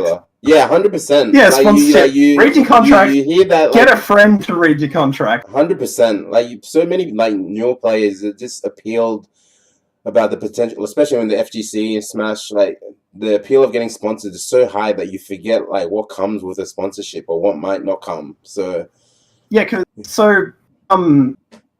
like an example is I know not in DS contract, but in like other esports orgs, I know there's there's a thing in there that says if you don't make like this certain placement in the tournament, you don't get these like benefits basically. Like there's get reimbursed for travel and yeah, there's like variations of that. that's hectic. So yeah, so like you need to like be on the lookout for that, or be on the lookout for other things which might say, I don't know, just ambiguous wording. Ask what it's about. Just shit like that. And yeah, just if you don't have a friend who you want to read it, like get your parents to read it. Yeah, 100%. Because it could fuck you over. Yeah, dude, you can't. And a lot of like a friend. Yeah, dude, it was very bad. Weird. it was definitely a thing. The worst thing was like at that point in time, like within my like term, I guess you could say, or my time at like X5, it wasn't a good relationship. Like the only thing that really like kept me on the team was like me, Alucard, and Eugene, like all being mates and hanging out, right? So I'm like, yeah, this is cool. I'm still with my mates, like a part of the same team. It's cool hanging out with these dudes and going to events together. But like when that happened, I was just like, no, like there's no more of that. I cannot be bothered, because that's, instead of it being like now my passion, it's now become like work where I can't even enjoy myself, and that's not what I'm looking for at all. Okay, I guess another piece of advice, or what I like to think about when you like look at these contracts or when you're looking to get into esports, is know what you're worth. Because you might not have the best placings in the world or whatever, but that doesn't mean anything. You might have like high activity on Twitter, lots of followers. You might have a podcast like this. Anything really. Anything adds up. You might be incredibly popular with every single person in the fighting game community. Oh, hey, Edric, how's it going? Yeah, like, just know what you're worth. Try and get what you're worth. Like, don't be afraid to ask for things. Because the worst that's going to happen is they say no and you continue doing what you're doing. Yeah. It's not like people in the FGC can't function without sponsorship. It just makes it easier. Yeah, exactly. 100%. Yeah, Darksided's been great. Yeah, the first real test was when we went to, ZG and I went to Singapore for the first time. And, like, they, like, held up their end of the bargain completely, and yeah, it was great. I want to shoot at the three of you a hypothetical scenario, just because it's within the realm of sponsorship and it's a questions like I brought up. Like me and a friend were discussing. Just say like, a big organization comes along with the potential for sponsorship, but they have something about them where like, you know, let me simplify this. Like me, like I try to live healthily. Like I don't drink energy drinks. Like I'm a water guy. Like I'll have some I'll have juice, but I have to water it down. But like I never have energy drinks. It's just completely off my radar. And someone came to me like, if Red Bull came to you and wanted to sponsor you, would you say yes? And I actually had to think about that, like knowing that it's pretty much in their contract requiring you to like have their product. You can just, or you just ask them at that point, like, hey, I don't do that. Like, I'm trying to. I'm pretty sure like Red Bull will say no. Like that's part of their contract. Like. No, and then you say, can I just pour it out and put water in it? They still say they can. No, I'm not even kidding. There goes your sponsorship, buddy. Like I think it's part. Why? Of it. Why though? I don't because you still got the can. You're still drinking from the can. That's literally what I'd do as well. Really? If Red Bull, one of those companies, example, right? The best example, is K-Brad, who used to be sponsored by EG, right? Yep. And Monster was his sponsor. So what he did instead of drinking Monster was he would get the water bottle from Monster, and he would not have Monster in it. He would just have water. Yeah. And he used to do that all the time. Look, I theorize that could be a possibility, but I don't know. I know the specifics behind the contracts of Red Bull and their players. So, I mean, imagine forgetting. But yeah. But if I guess the point is that the organization, keep going. If the organization is so unwilling to listen to a reasonable request, like can I just put water in it, you'll still see the product and everything like that. Yeah. Do you want to be a part of something like that? 100%. And the answer for me is no. Yeah. For me, it'd be no too. Yeah. I think the question more revolved around like how willing are you to go. What's the breaking point? Morals? Yeah, how willing are you to break your morals to get signed by a big organization? Well, my breaking point is my enjoyment of the event. Yeah. Because that's what it was with X5. Mm-hmm. Like, if EG, for instance, came to me and was like, hey, Baxter, we want to pick you up, but you're never allowed to cheer for any of your friends if they're against a teammate, I'd be like, no, I'm sorry. Oh wow! Yeah. Because directly that takes away my enjoyment from the event, right? Like, imagine you, for instance, like Abby, you're the same as me, right? Like, you and I really enjoy being in the crowd watching, right? And we get like super, like visibly hype, right, by watching. So like, we would not be able to contain it and be like, wow, that was a sick match. But then later on, be like, oh my fucking god, that was amazing, right? Because we gotta pop off. Like, so, you gotta turn down your cheering, golf claps only. I'm like, yeah, I'm done. Sorry. Yeah. It's not happening. Yeah. Well, that's a funny thing you bring that up, right? Because like for the latest thing that I did for Darksided, right? Yep. That video from the Shadows episode or whatever they call it. They were like, be yourself. They don't want me to be like the esports face, right? And that was cool because once again, it's just me being me rather than them going like, you can't swear, don't talk about anything that's like, you know, borderline or like on the fence. Like, make sure you're being politically correct the whole time. They were just like, be yourself, man, and like we'll just record it, ask you questions, and that's it. So, like, I think that's probably my borderline would be, do I have to change who I am? If so, then no, it's not a deal for me. Yeah, 100%. What about you, Alucard? What's your breaking point? Considering, you know, I'd probably not get picked up by a team in a long time, just because I'm not active in the scene anymore. But, you know, if someone came up to me and was like, yo, Alucard, you want this? It'd definitely be to the point where it's just like, if I'm not if I have to devote everything to playing, like, I don't know. It's just because I'm on a different level to you guys. But like, if I was even a streamer as an example, if I got picked up by Darksided and they wanted me to be a streamer, I'd still feel so much pressure, like just mentally, because of the type of person I am, where I'd have to be like, I have to get a stream every day. I have to do this, have to do that. Like, I'd force myself to do it a lot. So the point for me is if I'm devoting too much time to it and not doing the things I'm still enjoying, that's my breaking point. Where it becomes more like a job for you rather than a passion. Yeah, even if I'm still getting paid for it, and still like even if I'm still getting very well reimbursed for the amount of hours I'm putting in and doing the job, I'd still have to like I'd still want it to be a passion rather than an actual job behind it. Yeah.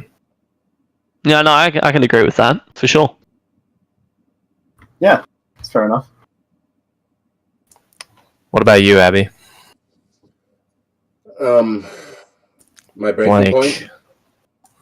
Yeah. Not just like a repeated answer. It has to be something brand new. Oh, fresh. I know. I'll give you a specific hypothetical. All right, Abby. All right, bring it. All right. So I don't know, some big, massive, really, really top level esports team. Like everyone loves them. Something like Darksided, right? There you go. Did it. So say if like I don't know, some big team came up to you and they're like, "Look, Abby, we'll give you, 80K salary per year, right, for this contract. But you can never play Tekken 7 under our name. You have to play Street Fighter 5. Would you take it?"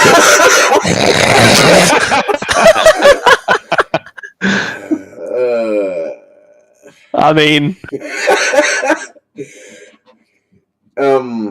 what 80K? That's 80K salary.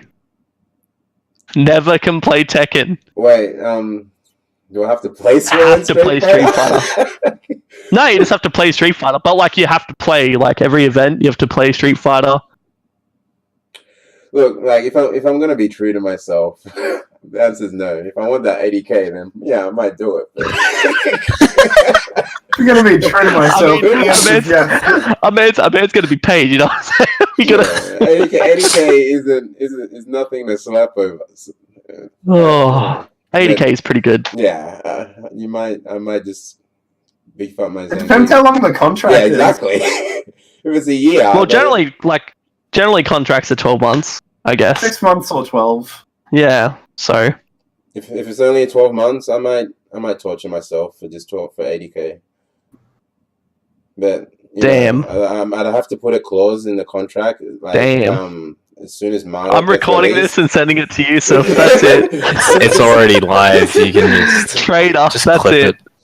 You're a trader. The clause in the contract would be if Marduk is announced, then yeah, it's a done deal. It breaks the contract. It breaks the contract. Yeah, that's for sure. If Marduk gets announced, dude, game over. Yeah. No, look. No, I don't think I can do it. Like, Street Fighter, we've been down this road. Some people like it, some people don't. It's not for me. And generally, like, I don't like doing things, focusing too much time on stuff I don't enjoy, and that would be Street Fighter. So, regardless of how much I'm getting. Yeah. Yeah, but 80K is a lot. I'd have to really think about this. Baxter. 80K, you have to play Street Fighter. No other games ever again. No thanks. That's a harsh fucking no from me. There is no way I'm playing that game. What's the question? 80K, can't play any other games ever again until until Street Fighter 5 is dead. Is that 80K taxed? Yeah, that's pre-tax. That's your salary, man. Come on. Yeah. It's income, yeah. Who are you? Yeah, that's a harsh no then. Harsh no. No. Harsh no. Yeah, it's definitely a harsh no. I don't think... Adric doesn't look like... Money's not the same to him, so he was born straight into the white privilege, so he doesn't even care about money, so... He just doesn't give a shit. He's like 80,000. What's that? Like chump change? I don't understand. Fun coupons. I want to bring up another issue that I thought would be interesting to talk about, even though, like, this is we're currently seeing a lot of influx of people getting sponsored in Oceania, like across all games. Yeah. Except, like, I'm not coming at this question as a biased point of view. I just want people's opinion. Tekken. Look, I was way ahead of you. Don't worry, Abby. Let me finish my question. All right, this is legit, just an intriguing because, like, I have my thoughts on it. I'm not coming at people. I just want to hear people's thoughts. There's no disputing right now that Tekken is the biggest game in Australia, FGC wise. It's the biggest numbers at locals, biggest number at BAM. It's got a lot of events. You're not including Smash? Yeah, I'm not including Smash, yeah. Yeah. Yeah, okay. Well, yeah, I'm not including Smash, yeah. Well, yeah. But we're seeing a higher influx of... Wow, poor Dredd. He's sitting in the chat, probably crying at his laptop. Those bastards. It's funny, you guys still consider him a Smash player. But yeah, you are seeing a higher influx of people being sponsored in Dragon Balls, in Street Fighter, like in other games. But you're not seeing that with Tekken. Like, why do you think that is? All right, tell me right now off the top of your head the top 3 people you'd sponsor in Tekken. That aren't sponsored already? Yeah. Well, obviously, yeah.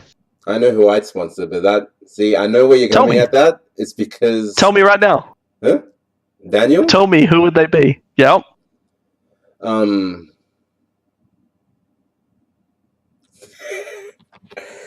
I'd sponsor Alchemist. Okay, yep. And look, there's a lot of people, but just 3 off my head, I'd sponsor Rek. Yeah, because Rek's been doing really well as of late, right? Like, he's really improved. All right, so no. Daniel... Like, see, like, there's 5 I'd sponsor. I'd sponsor Aiken, Rek, Alchemist, Daniel, and probably Tin. One of those 5. And who's the last one? Sorry. Tin, cute guy, the guy who beat Lee Min Ho. Oh yeah. That dude's sick. Yeah. So I think the reason why is, and I've previously, I've helped people like Avant Gaming, for instance. Mm-hmm. I helped them pick up their Street Fighter 5 team. And I've spoken to different organizations before about who they should sponsor. Mm-hmm. I previously spoke to like Kanga Esports, Avant Gaming, so a few different titles, right? When talking about Tekken, it's very difficult because previously the only 2 were Naveed and Dion in the highlight, right? Or in the spotlight. Mm-hmm. Now you look at Dion, he doesn't need a sponsorship, dude. Like, that's a running joke. He doesn't need one. Yeah, but like, even I honestly believe if someone offered him something, I feel like he wouldn't even want it. He'd be like, "Nah, there's no point. Like, I'd rather someone else have it, right?" Because Dion's that type of guy as well. It depends who comes up to him, because even like a little bit of branding would help him. Yeah, but like, what I mean by that is he's a very selfless person as well. So he would probably be like, I don't really need it. I think someone else might deserve it more. Yeah. Right? Or like, not deserve it more, but gain more value from it. Right? Naveed was the other person, and he's been sponsored by Kanga, which is awesome. I think the only people as of late would be Aiken and Daniel, right? Who have been really making a name for themselves, and it's been recent, and that's why I think they haven't been picked up. Mm-hmm. Personally, that's my views on it, and that's like the type of conversations I've had with other organizations previously when speaking about Tekken, as well as don't forget to mention Tekken 7 is relatively still new, and previous to console release, for instance, that was when we had the massive influx of organizations, and the scene for Tekken, when it was arcade only, was terrible, right? It was very difficult to pick up players, and I know that because when I was previously once again talking to organizations about who they should pick up, I was talking to Yusuf about it, and he was like, honestly, there's no point. Like, we don't have console version. there's not that many events that we could go to. The scene's not really active at the moment, so there was things like that as well. Yep, agree with you there. But yeah, I would definitely, from like what I would like to see, I would 1000% like to see more love for Tekken, for sure. Because like you said, it's really popular. It's a age-old franchise. Like everyone knows Tekken, so it's got that like Street Fighter kind of feel to it, where everyone knows it. And the game is hype as shit to watch for like a viewership perspective. So you've got that as well. Do you guys want to chime in? Like, it doesn't have to specifically be for Tekken. Like, for any person looking to get sponsored. Well, for Tekken, from what I understand, okay, so Street Fighter, love it or hate, is the face of the fighting game community. So that's why those people get picked up, because he had the Pro Tour. Yeah. The Tekken World Tour is a lot less advertised than the Street Fighter one, Pro Tour, which is the reason most people got picked up in the first place for Street Fighter. And honestly, I couldn't tell you why people started getting picked up for DBZ. I mean, the tour got announced, but it gets no less or more than Tekken, like as far as what's the word? Marketability. I guess it's just because Tekken as a community is very kind of separate. They do their own thing. People who love Tekken play Tekken. Like, they're really into Tekken, right? There's not as much crossover compared to other fighters. So you don't get as much. You don't get as much, I guess, not viewership, recognition. You feel like people who know Tekken are like, oh yeah, like this guy's the shit in Tekken, blah blah blah. But yeah, I think that's actually a really good point. Like even for me, right? Like where I've been mates with Yusuf for years, and like I've known Kolinov for years. You know, like Tekken players, right? I only knew them because of like their prowess in other fighting game titles, right? And like Yusuf transcends like any community, right? He just runs around, everyone loves him. Unless those people like yourself, even, right, Abby, where you've like played at multiple fighting games, unless people do that within Tekken, you do not know who they are, and they do not have that like transparency to like go through different communities or like through the different titles within the FGC. Yeah. But yeah, that's a really good point. So like it's that combined with the lack of the like Tekken World Tour really showing itself to like the wider community. Combine that, and most people don't know like who the Tekken players are to sponsor. Yeah, for sure. In saying that, though, you know what would help out majorly is if an org jumped into Tekken and broke down that wall. So it's kind of like a catch-22. You have some getting in. You have Kanga in that getting in now. Kanga's not small. But once again, like, I think now, like, since MEO, like, I would say since the past 2 months, Naveed and Dion are now beatable, right? In quotation marks, beatable, right? Where it's not going to be them top two every single time. But Daniel can beat them now. Aiken's definitely like stepped his shit up, and especially now with Kazuya getting buffed as well. Like he's definitely going to be one to look out for. Rec really improved at like a BAM. I've always forget his gamer tag. Who's the it's Peter from Sydney who plays Brian. Yeah. Crocop, yeah. So he's like a really strong player. Like all these people now have really stepped up their game to be able to beat Naveed and Dion. So Dion doesn't need a sponsorship, right? And that's whether it's a meme or not, like fair enough, right? Naveed is sponsored, and Naveed, without sounding like a dick, right? Like he's very new to our scene because obviously like he's an international who's moved to Australia. Oh, yeah, that's fair. So he hasn't been in the community for too long, so once again, people don't really know him. So the popularity of being like, oh, I know Naveed, he's a really cool dude, that hasn't brought people into the Tekken community, right? And I think that's why orgs haven't been like jumping straight into Tekken to sponsor people.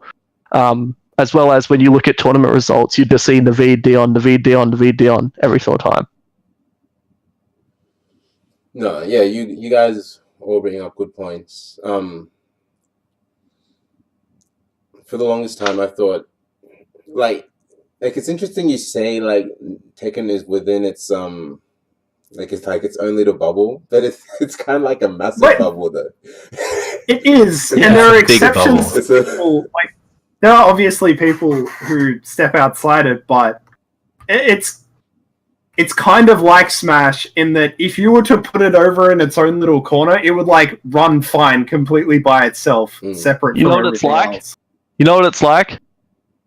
Street Fighter players are the exact same as Tekken players. And what I mean by that is that, yes, there are people who transcend, but the vast majority of the Street Fighter players only play Street Fighter. Yeah. If there is another event or another fighting game being played at the event, they will go and play casuals for Street Fighter. They will stand around the casual setups for Street Fighter. For Tekken, it's the same. The Tekken players will go to a setup. I feel like that's every game, though. There are a very small amount of people that transcend like all different games. It's just the position that Street Fighter has, just being the face. What makes what is it that makes a player I feel like transcend and start experimenting? Like, what do you think it is that like has made all of us, for example, want to try another game and actually try to get good at it at some point? On the subject of Tekken and Street Fighter being similar in that regard, and it's because like a lot of people who play Capcom games end up trying other ones. Like, a lot have played KOF and then give up on KOF. But they're like, oh, I respect KOF because it's, I don't know, like the man's 2D. I hear that a lot. It's like the man's fighting 2D game. And they stop playing it. And, you know, like they might try anime briefly. A lot of them have tried, like heaps of people have tried DBZ. That's one of the appeals of it. And so, like, that gets a lot of crossover. Like, if someone's good at Dragon Ball, then they might be known in, like, several communities, right? Whereas, if you're, like, the god of Tekken or Street Fighter, you're probably only known by that community if you only pay attention to that. Or if you've seen them on, like, you know, Capcom Pro Tour stream or the Tekken Major stream. Yeah. Like, Street Fighter players don't go over and watch Tekken. Tekken players... This is, like, the majority, though, not... You know, there's exceptions. Tekken players don't go watch Street Fighter. Anime players... Don't go watch it. Well, yeah, NRS is a very small bubble. Yeah, no, I 100% know what you're saying, yeah. But 100% I would... Like, I think if 3 different organizations, for instance, went into Tekken and got those players that you named before, like Daniel, Aiken, Alchemist, Rek, or Crocop, or Alchemist, right? Like those top players that could definitely make. Or what's his gamertag? Tin? Does he go by? Yeah, no, Tin's his actual name. Lee Min Ho is his gamertag. What? He needs to come up with a better gamertag, and then he needs to come back. Like, to those who are sponsored already, like Kanga, Jam, and whatnot, right? Do you see much of them, like, on social media or that's one of the points I wanted to bring up. Like, in this realm where we're with sponsorship and organizations where social media is such a big thing, do you feel like it's kind of on the onus for players to open themselves up in that realm? Okay, for the most part, yes. However, there are exceptions. I am kind of an exception to that because I play multiple fighters. But if you only play the one, like, most people in other communities don't know you. And, you know, you need to post about shit. I don't know, whatever. Mm-hmm. And it's not completely on the players. Organizations can help a lot with that. Yep. Like, they can make, like, Baxter had his recent The Download video thing made by Will from New Zealand. Like, things like that help a lot.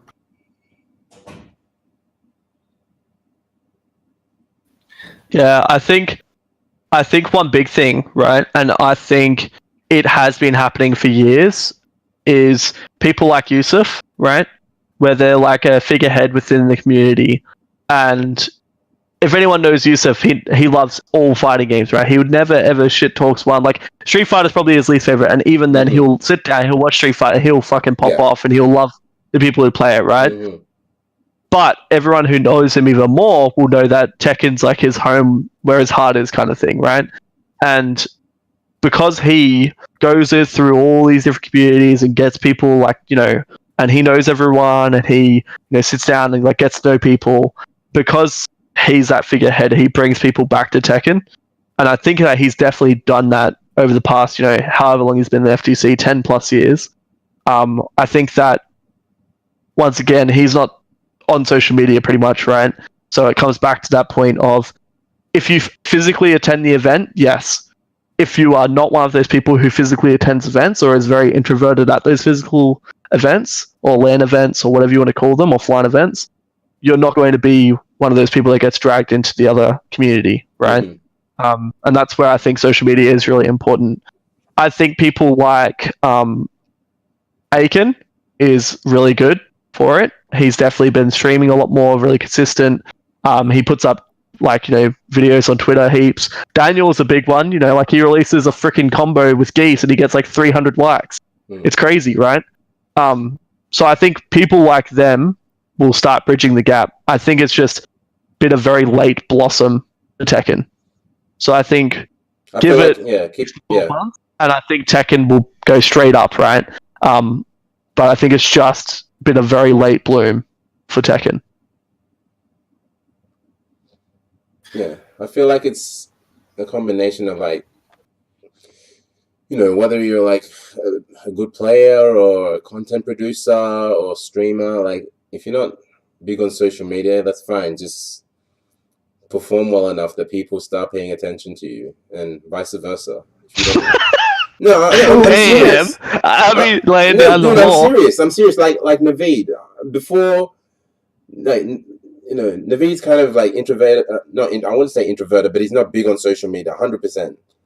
Yeah. Like, how did he get sponsored? Like, someone had to go through a figurehead and then recommend him. So it's just, you don't have to be good at social media, but then you need the results for it. Like, not in terms, like, I use social media, but like, in general, just putting yourself out there so people take notice. Well, yeah, it's not that you have to be posting on Twitter every, like, fucking hour or two or whatever. Mm-hmm. It's just, people need to, like, know you're approachable in some way. Mm-hmm. You don't have to be the friendliest guy in the universe. Yeah. I think that you have the two extremes, right? You have Falco, who's like non-existent on social media, but a top player, and people at offline events definitely know him and will come up to him and like talk to him, be like, "Oh my god, Falco, I saw you at BAM beat CN, that was crazy." But then you have the opposite extreme where it's like Raptor, never attended an offline event, but he's super popular because he has a stream that gets viewers and he's got YouTube videos with thousands and thousands of hits, right? Pun intended. And then that's where it kind of, that's where the popularity lies, whether they're a top player or like that popular figure within the community. I just think Tekken hasn't had one or the other, apart from Dion and Naveed, right? Yeah. And that's why I think now, Daniel's obviously one big one that's going to be looked at in future. I can't say for certainty, but like you can put the numbers together, right? As well as Aiken is another one because he streams, he gets consistent results. Yeah, he did well at Evo. Like people came up to him in Vegas and were like, "You're Aiken, huh? I've seen your stream." But yeah, he's getting recognized. Yeah. So I think in due time, my friend. Yeah, no, like, I'm not complaining. It's a legit question, so I just wanted to hear people's thoughts. Yeah, no, I'm with you. What do you reckon, Alucard? You've been very quiet.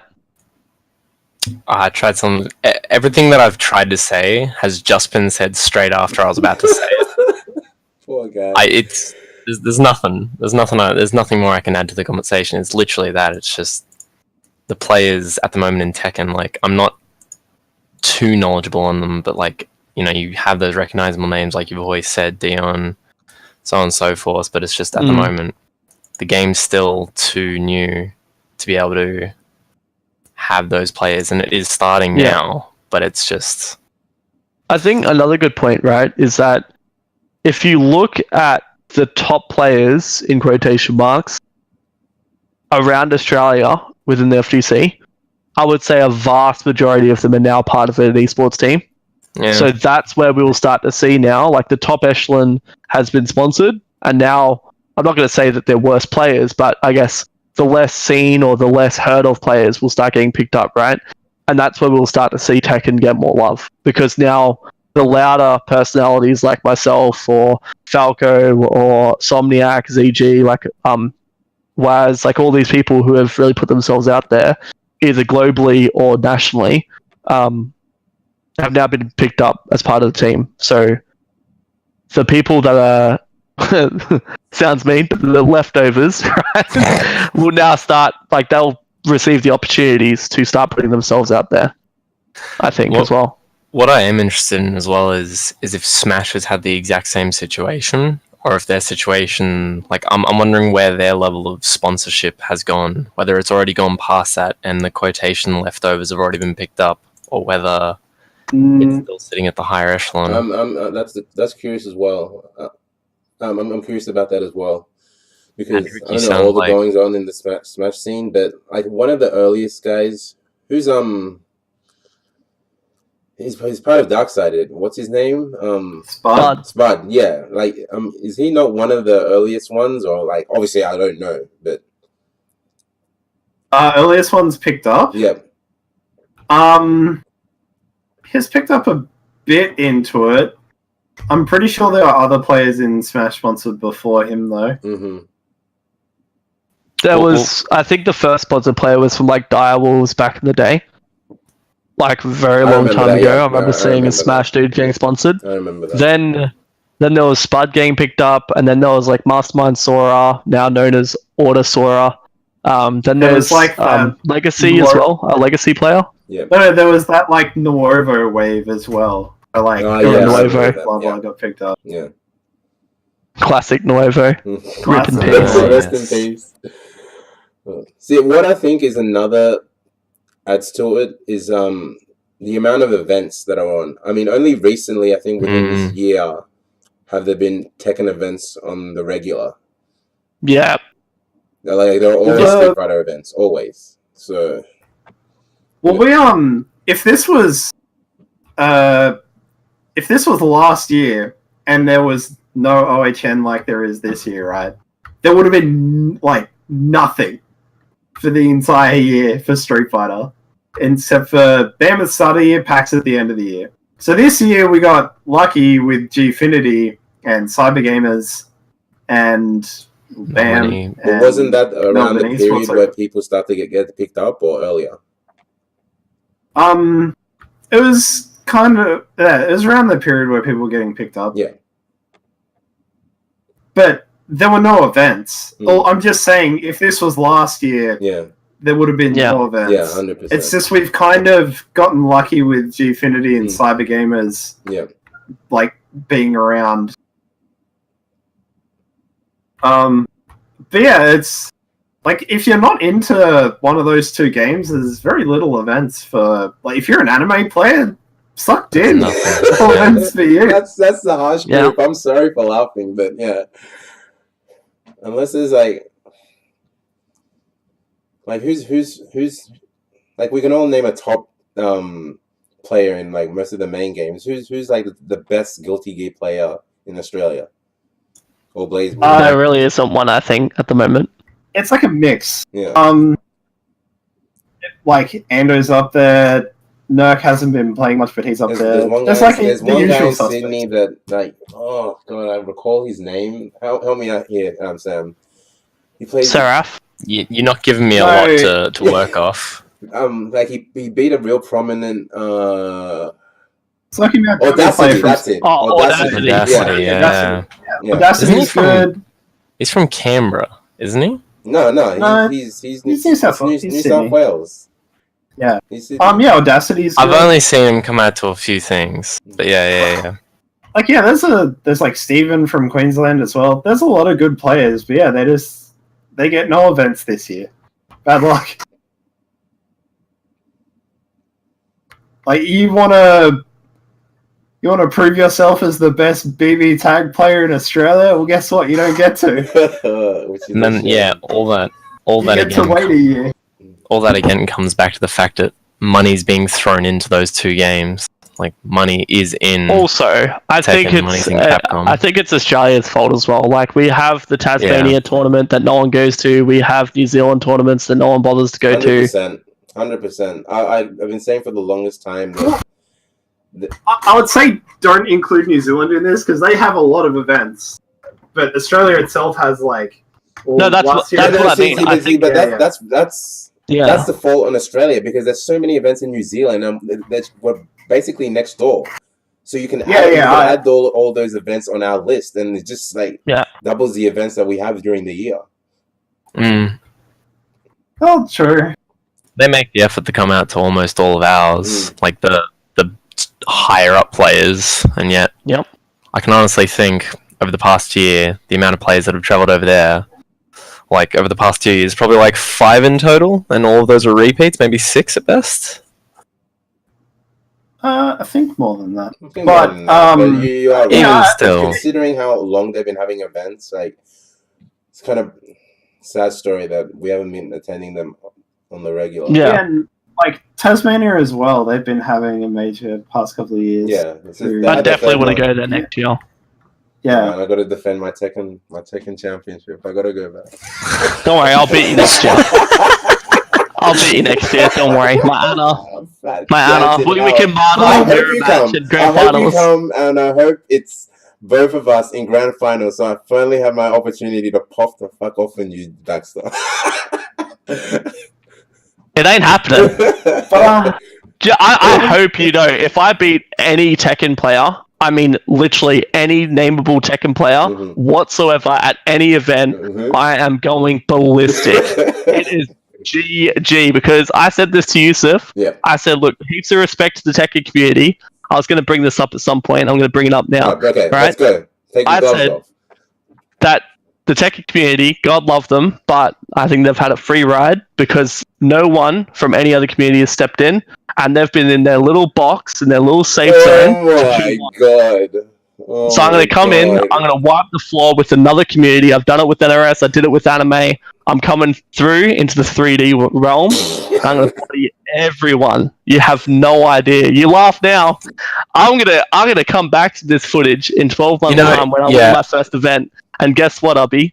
I'm going to have this as a GIF, and then it's going to be you crying after.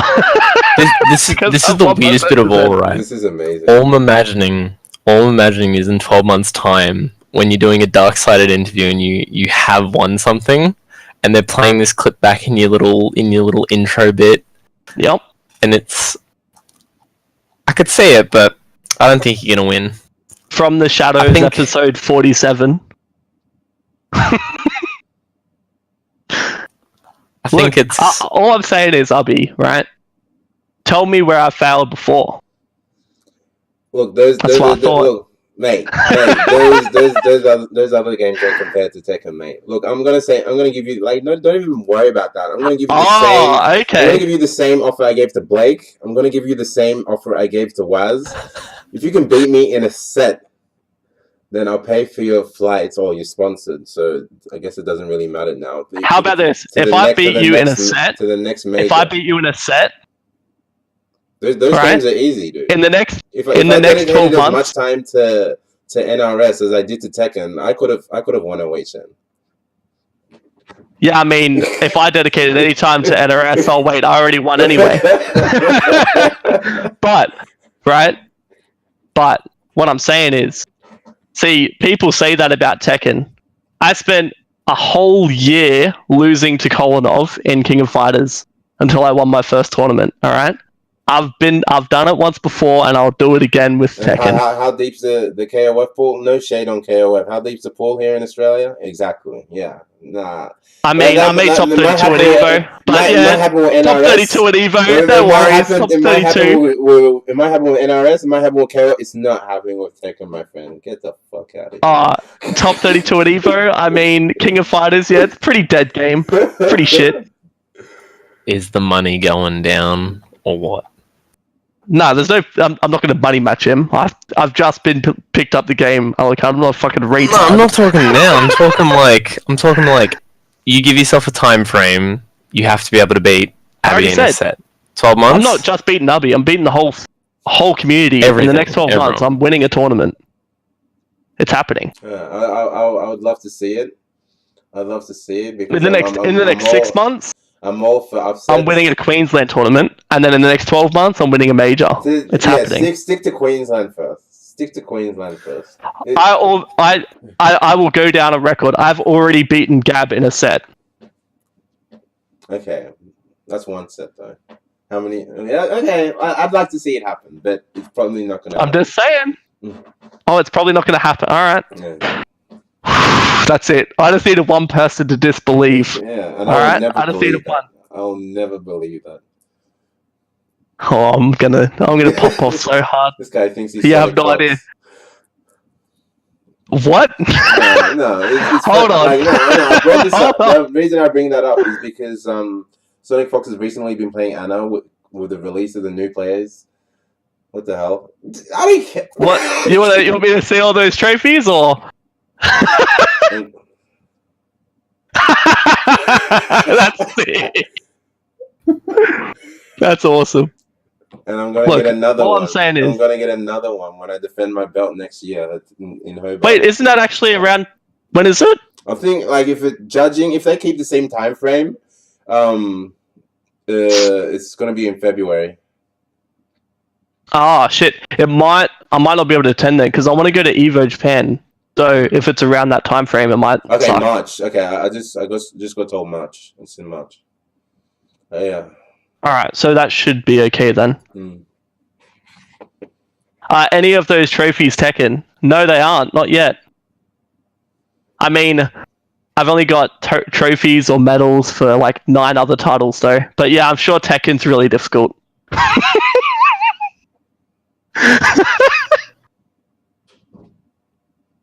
Adric, you should do it with me. Come back to Tekken. We're doing it. Just like King of Fighters, let's strip it out from the whole community. And then in 12 months' time, when we jump back on the Beastcast episode, what are we up to? 9, did you say? Alright, we'll be on at Beastcast episode 82 in 12 months' time. And it'll be like, so I'm here with Darksided, Baxter, and Falco, who have single-handedly killed Tekken community in Australia. Tell me what that was like, guys. We'll be like, we've done it before with other games, so it's not really a big deal. I don't want to play Leo anymore. I want to play someone else. Geese it up. Go back to your roots. Actually, play Geese. I think you'd be a very good Geese player. He's so much fun, and if he feels cough, it's nice. Alright. Do it. You're in. Alright. Sorry, boys. We just upped our chances of winning 200%. Yep. If it happens, it happens. All the best to you. No, not anymore. No, more people that play Tekken. I'm always down for that. Yeah, no, but for real, I am really enjoying Tekken, and I do want to play it. New patches made me enjoy it so much more, though. Like, I enjoyed it before playing and messing around with Geese, but like I've taken it a lot more seriously, I feel, since Lay's come out. Oh. GC Penguin just said, hey, if Blackie can come from Street Fighter 4 and beat everyone, so can Baxter. That's too good. Oh, that's a crack up. Alright, guys. We're at the 2-hour 15 mark. Before we wrap this up, usually we get a bunch of questions for the guests from the chat. I'm just going to gauge if we have any. But what's on the horizon? Like, there's not much happening Australia-wise in terms of events. What's anything? Well, we're just talking about it. I'm going to New Zealand start next month. Oh, you are? Okay. Southern Cross-Up, I believe it's called. Like first week into October. Yeah, I think it is, yeah. It's in 2 weeks' time. So that's the same time frame as Seam, yeah? It's a week after. Okay. I was originally going to do New Zealand 2-seam, but looking at the flights, it was like 700 one way to fucking seam from New Zealand. It was crazy. Mm-hmm.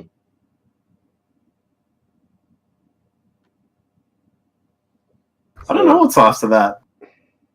Yeah, like with OHN down in the dumps this year, and I'm assuming SXC is not happening this year, from what I've heard. I guess you really have to wait until next year. Maybe something at PAX. I have no idea. Hopefully, like probably be live Probably. as usual. We'll get a 20,000 prize pool for Injustice this year. Hopefully. That will trigger me so hard. Hey, Wes, One you want day a free before the $12,000? tournament. Here you go. That's literally what it'd be. Hey, Wes, you want free money? Yeah, right. All right. If we're not gonna get any good questions from the chat, I'm gonna ask one for each of our guests. Nothing intrusive, something generic because I haven't had time to think.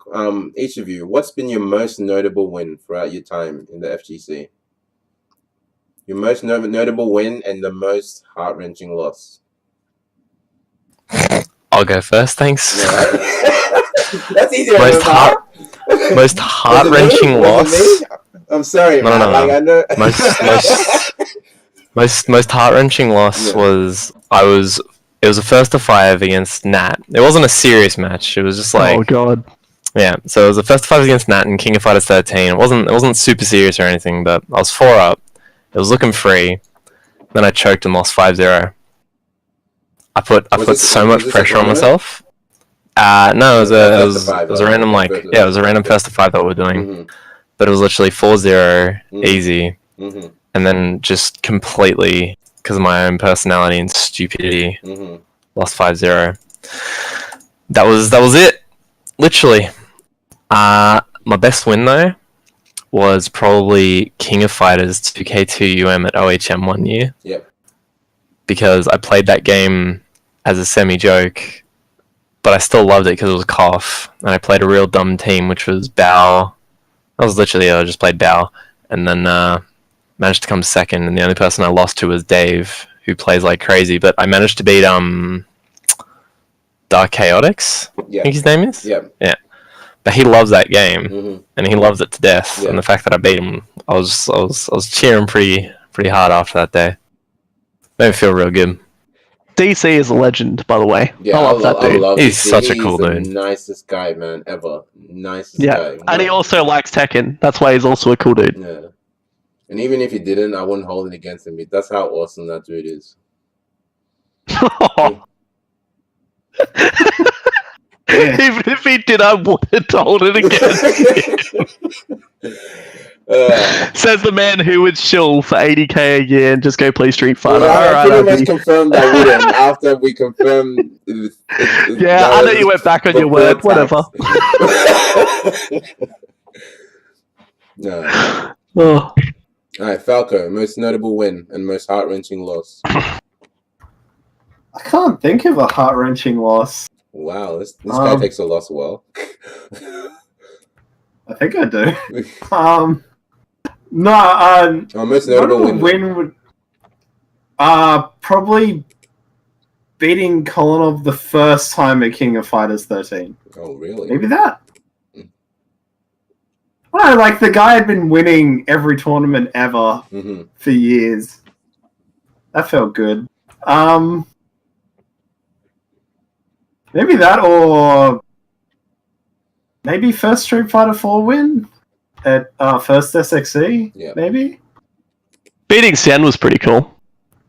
Because it was like cool. he was the big name kind of thing for Street Fighter at the time. Yeah, I mean, and little old Falco beats him. Beating Ryan Hart has been cool. I don't know.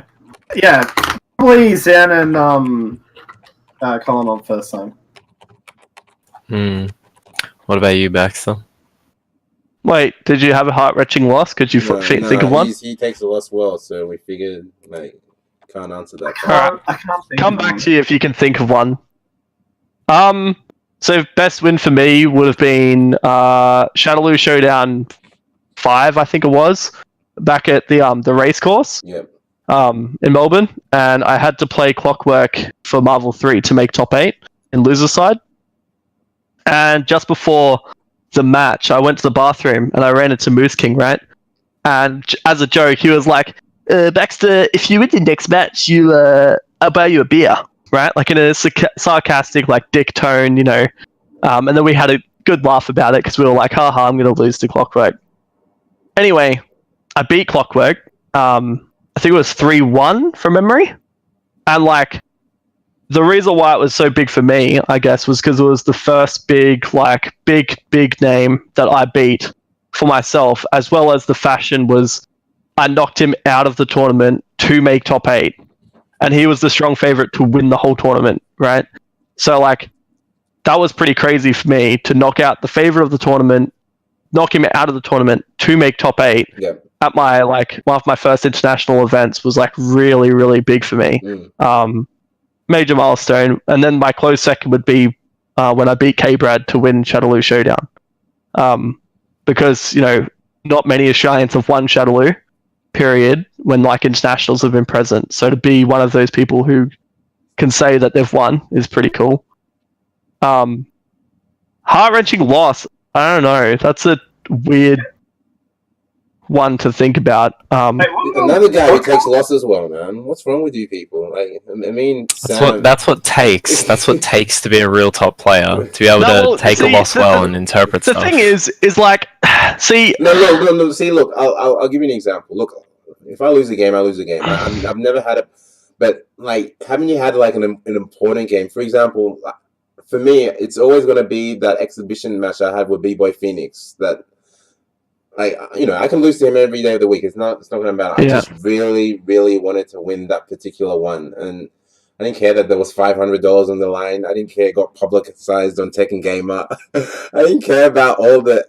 And to lose the way I did is just like I wanted to quit Tekken after that. Damn. But yeah, That's rough. Yeah. Hey, Abby, were you ever watching the, it was a BAM a while ago, where Eddie money matched A1 in KOF? It was like $5,000 money match. No. What? Oh, you weren't there for that? I may have heard about that, That was but no. one of the best sets by far. Mm-hmm. But also, When like, was- you brought when up a was good that? point, right?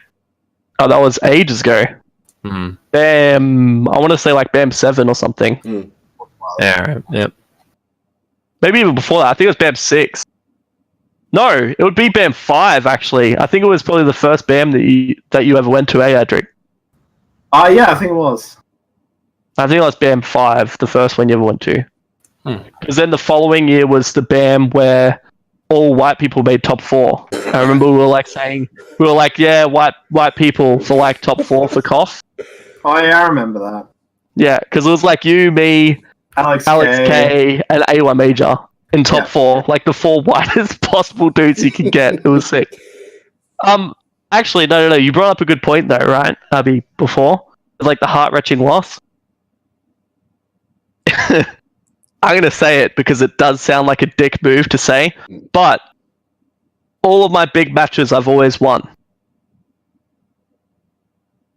So like I had the massive money match versus Toxie as the first 10 was like my breakout match, and I won that. That had like $4,500 on the line. And then there was like my big match versus Aaron. Remember that first 10 in MKX that like went down to the wire? I won that. So like if I lost that, I'd be pretty annoyed, but I don't think I'd be Actually, no, I do have one. It was Southeast Asia Major 2013, and I was in losers semi-finals of Marvel 3, so like playing basically for 4th place, right? Loser gets 4th, and I versed Takedo, and I was up.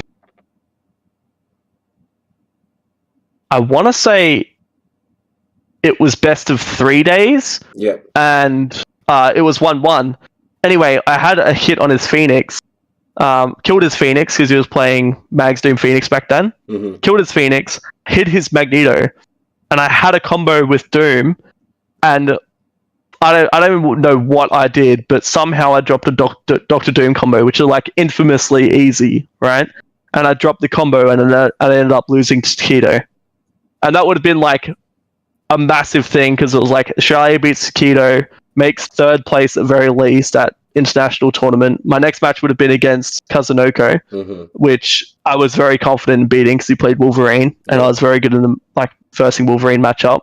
So like I was thinking about all this, I think, in my head, and then I just dropped it. So I think that's probably like I wasn't devastated about it or anything, but looking back on that match, it could have been a lot more if I won. So I think that's probably my worst loss.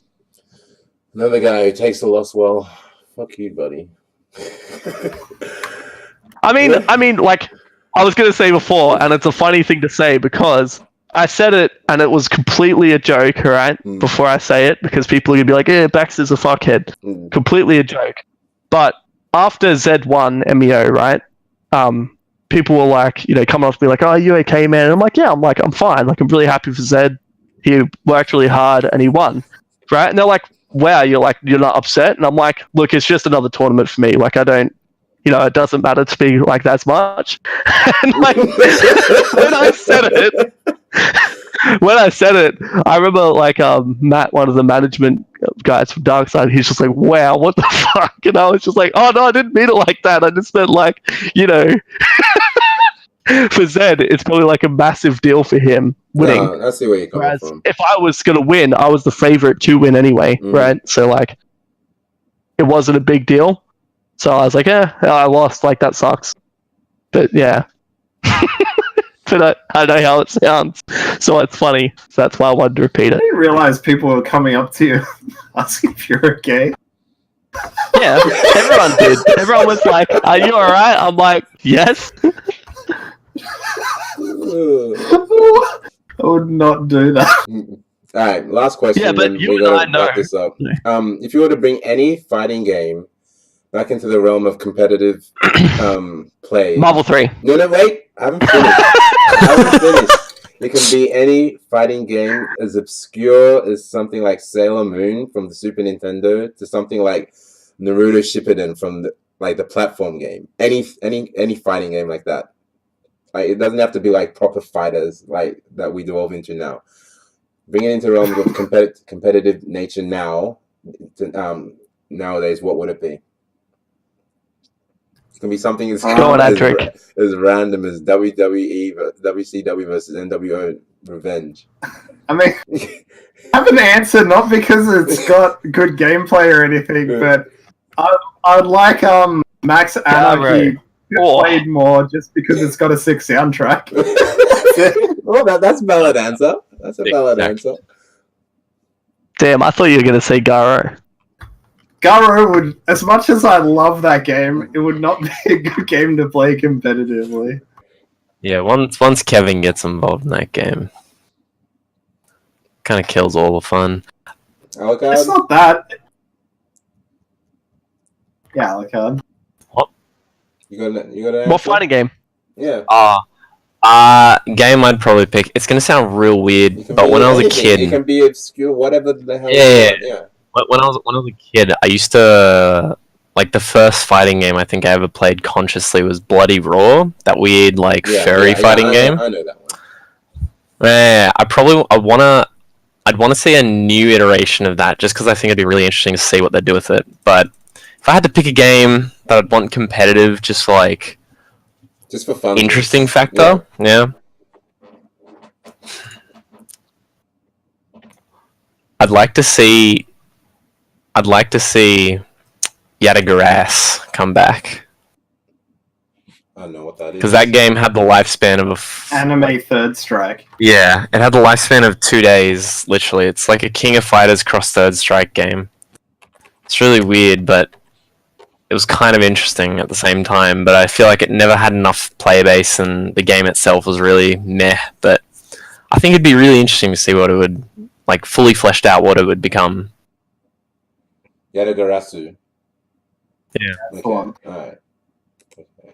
Baxter, is there anything with you? Well, I was originally gonna say Marvel 3. Answer like Marvel 3. Nah, I actually thought about it more. I think I would like Injustice 2 so I could get a free win again.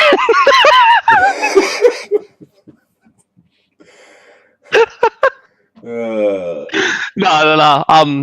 If it had like severe popularity, like Street Fighter numbers or Tekken numbers or something, it would become instantly popular. King of Fighters 13 for sure, guaranteed. That game is so that's my much real fun. answer. Yeah, I think that it's game all is out, honestly. too much fun. Best fighting game ever made? As like a joke, I would say Rumblefish. That game is sick. Dude, I love. Oh, dude, we just became best friends. Yeah. Oh my. Yeah. Oh, Yeah, Rumblefish dude. is too good. Oh, And dude. Give me Bazoo Internet is my Knuckles. boy. Give me Internet Knuckles. Oh, Yeah, nice. Right? But Bazoo is my boy. Oh, He is such a cool character. Like, he is too cool. And Rumblefish would be an instant pop-off game, I think. Like, if it was to get remastered and re-released, I feel like, for sure, people would play that game. If there was, like, money, like, same money for, like, Street Fighter, that game would be so good. Who was your character, Bazoo. Abby? You like Bazoo? Yeah. Dude, he was my character. Dude, you get put the down fuck the out. you put down the rock. You put down the rock behind them, and it's like a wall, and they can't move mid-screen. He could like pull the rocks from like the sky, like it'd hit the ground, and the rocks would fall from the sky. Yeah, he was too cool. Bazoo was the boy. Number 2 specifically is like I played that so much at the arcade while I was discovering Tekken, so it's got a soft spot in my heart. Yeah, and Bazoo, you know what he reminded me of? The reason why I like that character, right? The reason I picked him. Did you ever watch the 90s cartoon Street Sharks? Yeah. That's what he reminds me of, and it is too sick. And I used to always watch it as a kid. Jawsome. Yes. So yeah, Bazoo's my boy.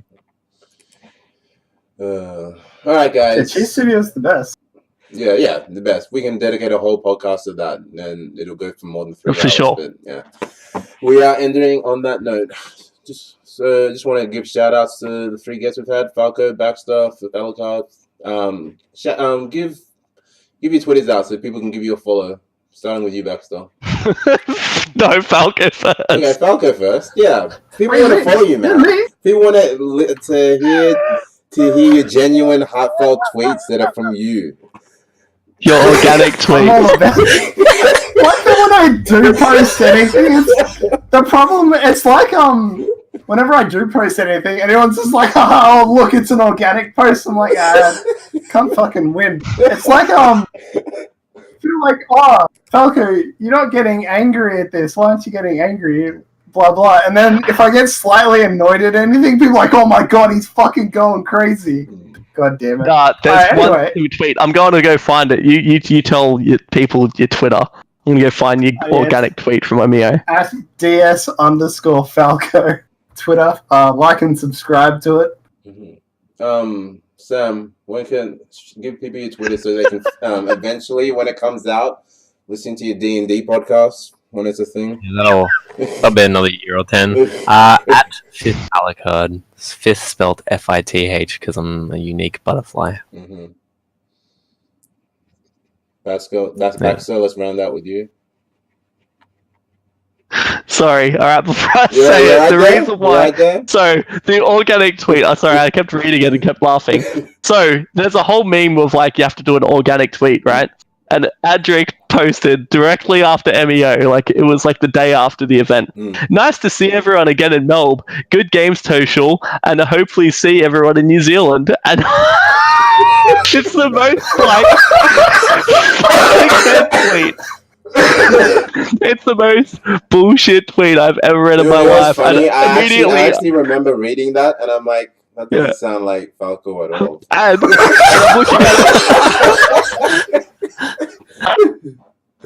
And I instantly commented organic as fuck, and then Steve tweeted on it saying this was a free range tweet, and then Adric replies saying there is no pleasing you people.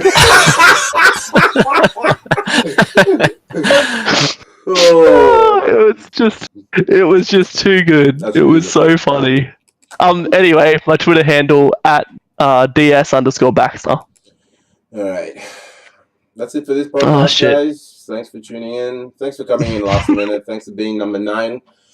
Hopefully see you guys again. You guys are more than welcome to jump on.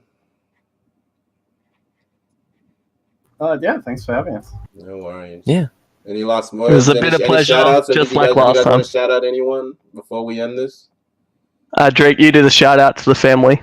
Yeah, I'd like to organically shout out Darksided. Great company, great family, one of a kind. It's a lot like a family. You know, Darksided's a lot like a family. We go on vacations together. Feel Hurry up, obligated Patrick. to go to dinners. Abby wants to go to bed. Shut up. My one shout out to Westcom, as always. FithAlucard, shout out. Shout outs to Sydney Cough. You guys are great. Keep it up. Yeah, rip in peace. Cheers. Thanks for watching, guys. We'll see you on the next episode of the Beastcast. Laters. See you guys. And